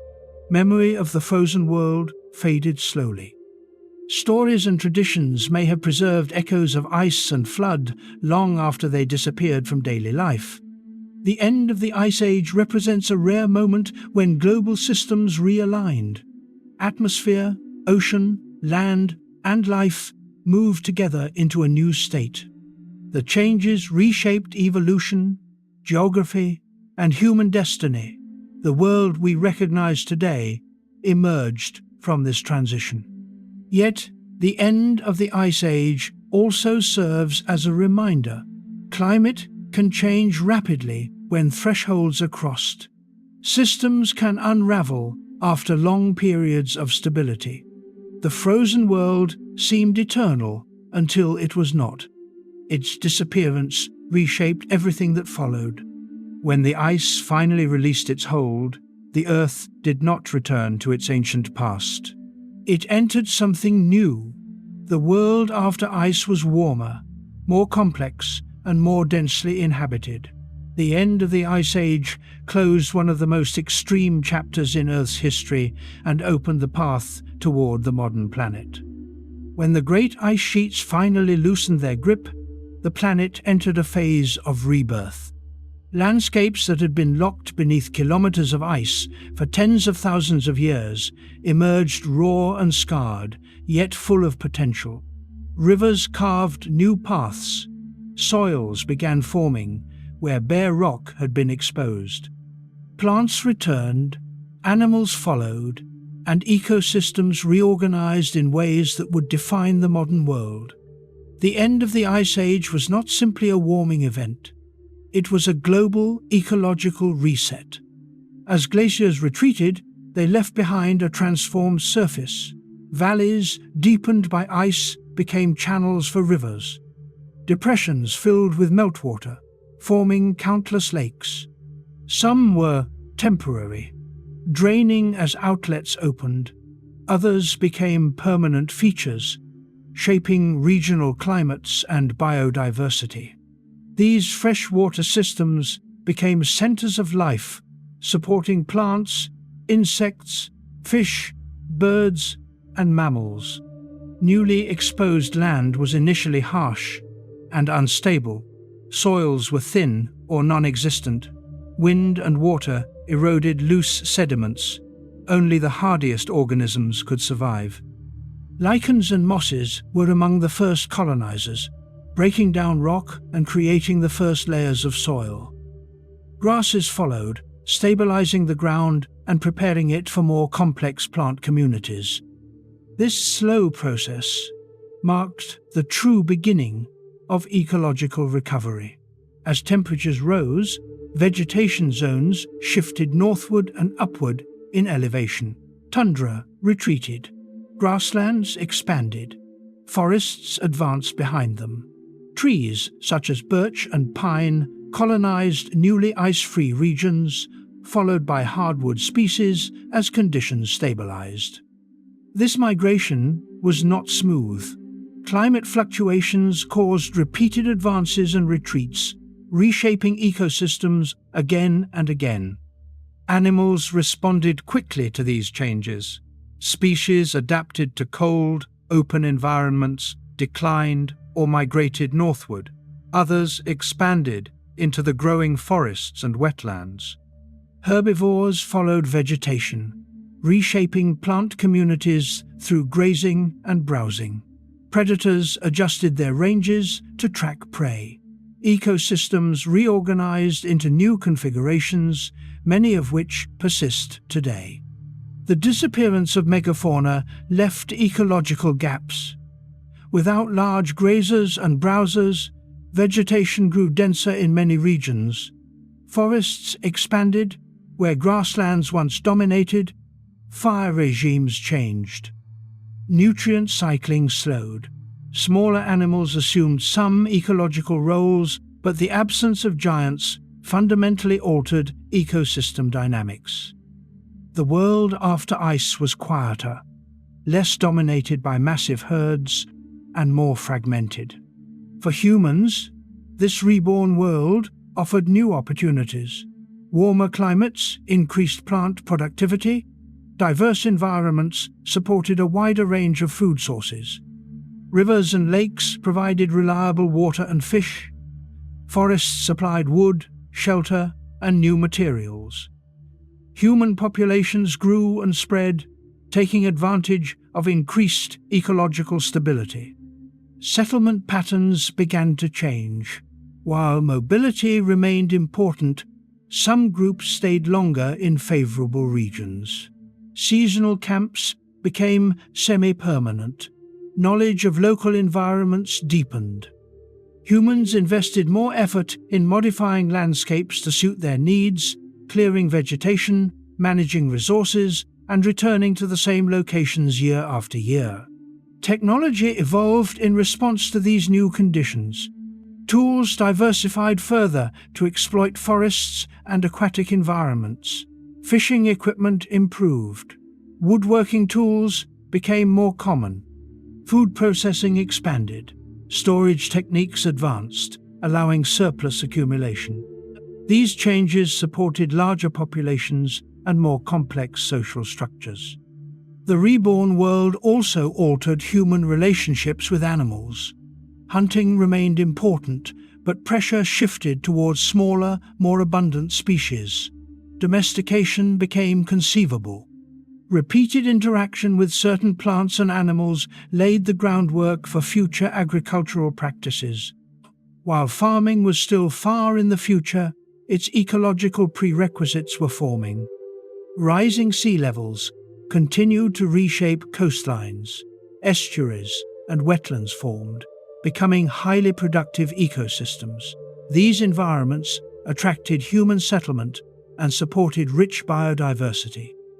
However, rising seas also erased former landscapes, severing connections and isolating populations.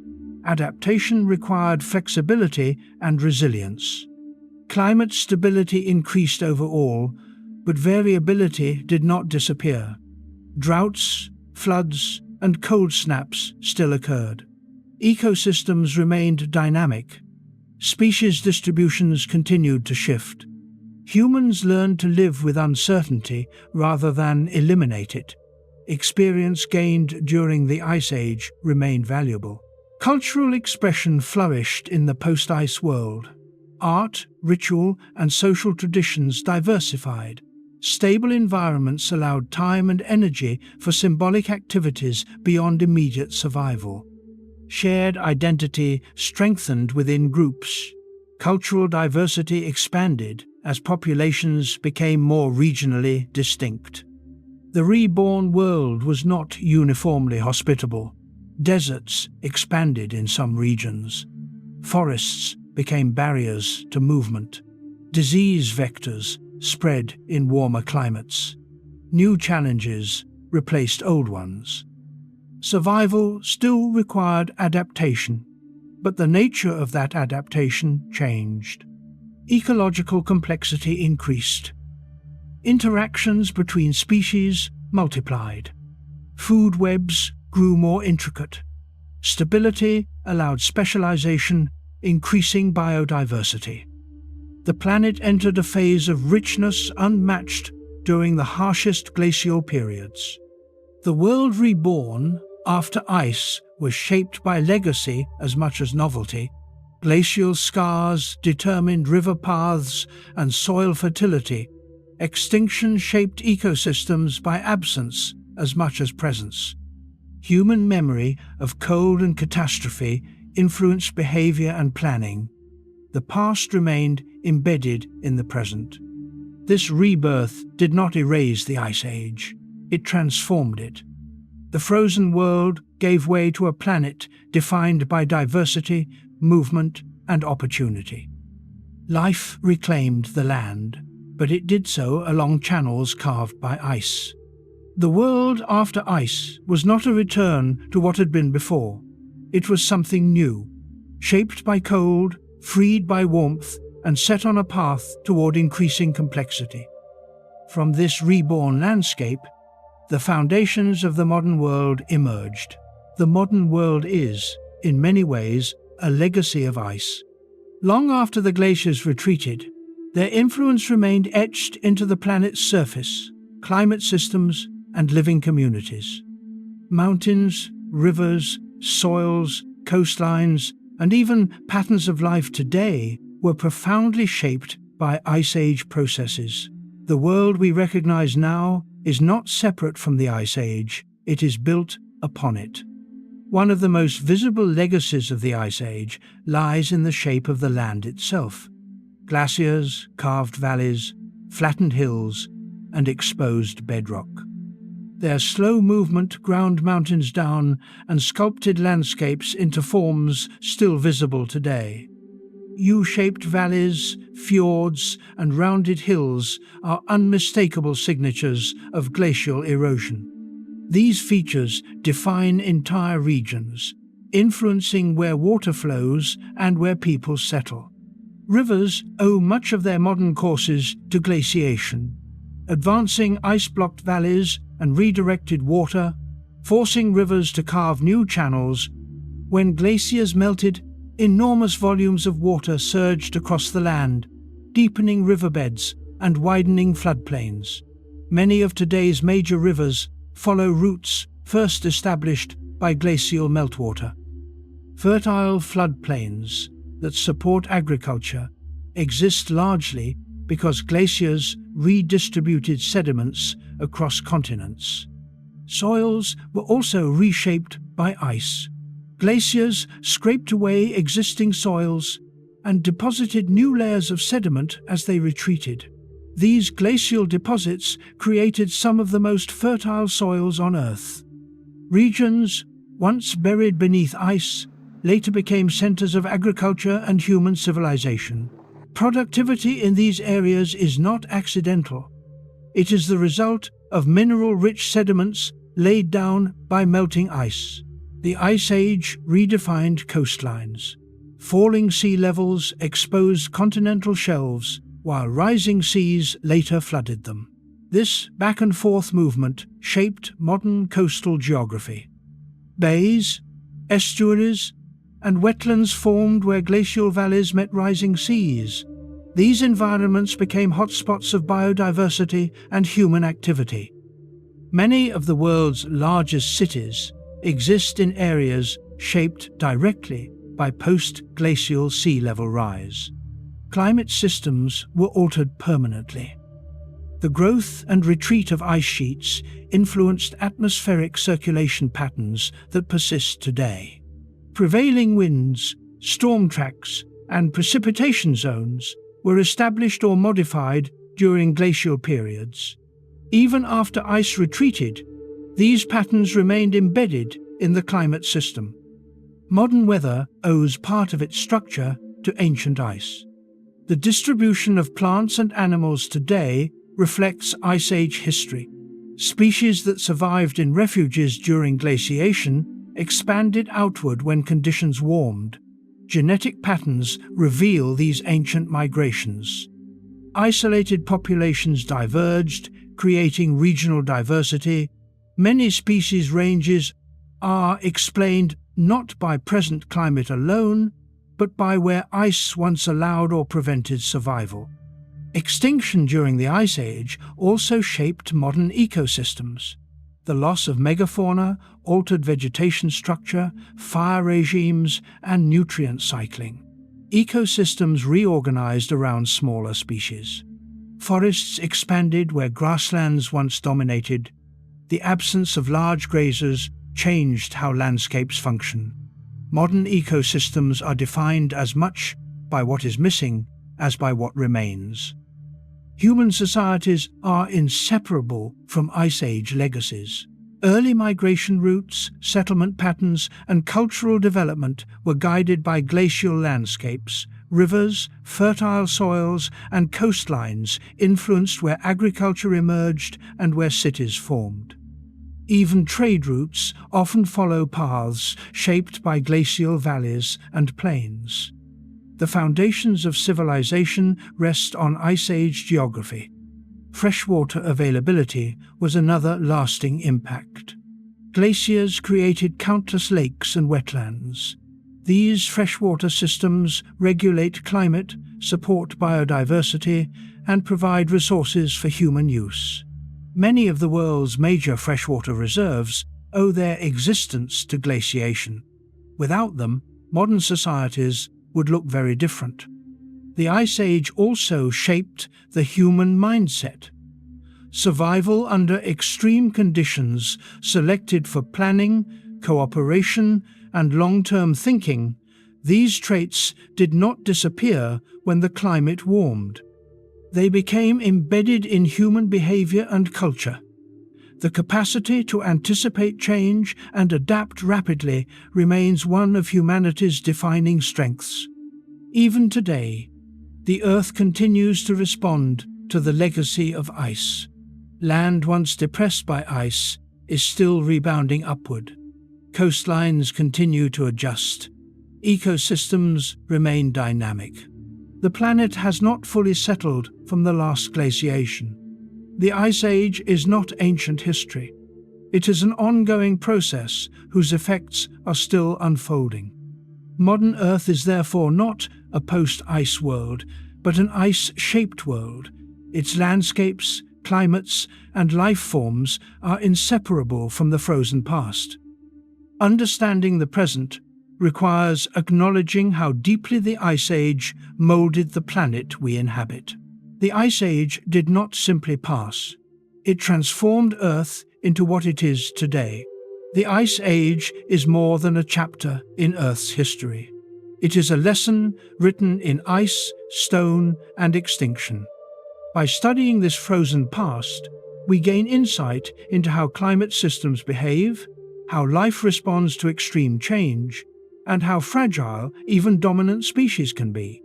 The Ice Age offers warnings and wisdom that remain deeply relevant. One of the clearest lessons is that climate is not static. Earth can shift rapidly between states when critical thresholds are crossed. Small changes in sunlight, greenhouse gases, or ocean circulation can trigger cascading effects. The Ice Age demonstrates that long periods of apparent stability can end abruptly. The planet does not require dramatic external forces to change. imbalance alone is enough. Another lesson lies in feedback loops. Ice reflected sunlight, amplifying cooling. Oceans absorbed carbon dioxide, reinforcing temperature decline. Once these loops engaged, reversing them required significant change. The Ice Age shows that feedbacks can accelerate trends beyond human perception. By the time consequences are visible, systems may already be locked into a new state. Life's response to the Ice Age reveals both resilience and vulnerability. Many species adapted through migration, behavioral change, or evolution. Others failed and vanished. Survival favored flexibility over specialization. The extinction of megafauna illustrates how even highly successful organisms can collapse when change outpaces adaptation. Dominance offers no immunity. Human survival during the Ice Age highlights the power of adaptability. Technology, cooperation, and cultural transmission allowed humans to endure conditions that would have eliminated less flexible species. Intelligence alone was not enough. Survival required social cohesion, planning, and shared knowledge. These traits remain essential in facing future challenges. The Ice Age also teaches that ecosystems are interconnected. Changes in one system reverberate through others. Ice affected oceans. Oceans influenced atmosphere. Atmosphere shaped life. No component acted in isolation. Understanding environmental change requires seeing the planet as a single, integrated system. Another lesson is that recovery does not mean restoration. When the ice retreated, ecosystems did not return to their previous states. They reorganized into something new. Extinctions were permanent. Landscapes were altered. The past could not be recreated. Change created a different world, not a repaired one. The frozen past warns against underestimating cumulative pressure. The great extinctions of the Ice Age were not caused by single events, but by overlapping stresses. Climate instability, habitat loss, and human activity combined to exceed resilience limits. Collapse occurred without intent or sudden catastrophe. Slow pressure can be just as destructive as sudden disaster. The Ice Age also reveals humanity's growing influence. Early humans were not powerful individually, but their collective impact mattered. Even small populations could alter ecosystems over time. This demonstrates that influence is not measured only by numbers or technology, but by persistence and reach. Perhaps the most important lesson is humility. The Ice Age reminds us that Earth has operated under vastly different conditions than today, and it can do so again. Modern climate systems are not guaranteed to remain stable. The frozen past shows that change is natural, but its consequences are profound. The Ice Age was not merely a time of cold. It was a test of life's limits. It shaped landscapes, rewrote ecosystems, and forged human adaptability. Its lessons remain embedded in the planet and in ourselves. To understand the future, we must understand the frozen past, because the Ice Age is not just history. It is a warning, a guide, and a reminder of how powerful and unforgiving change can be.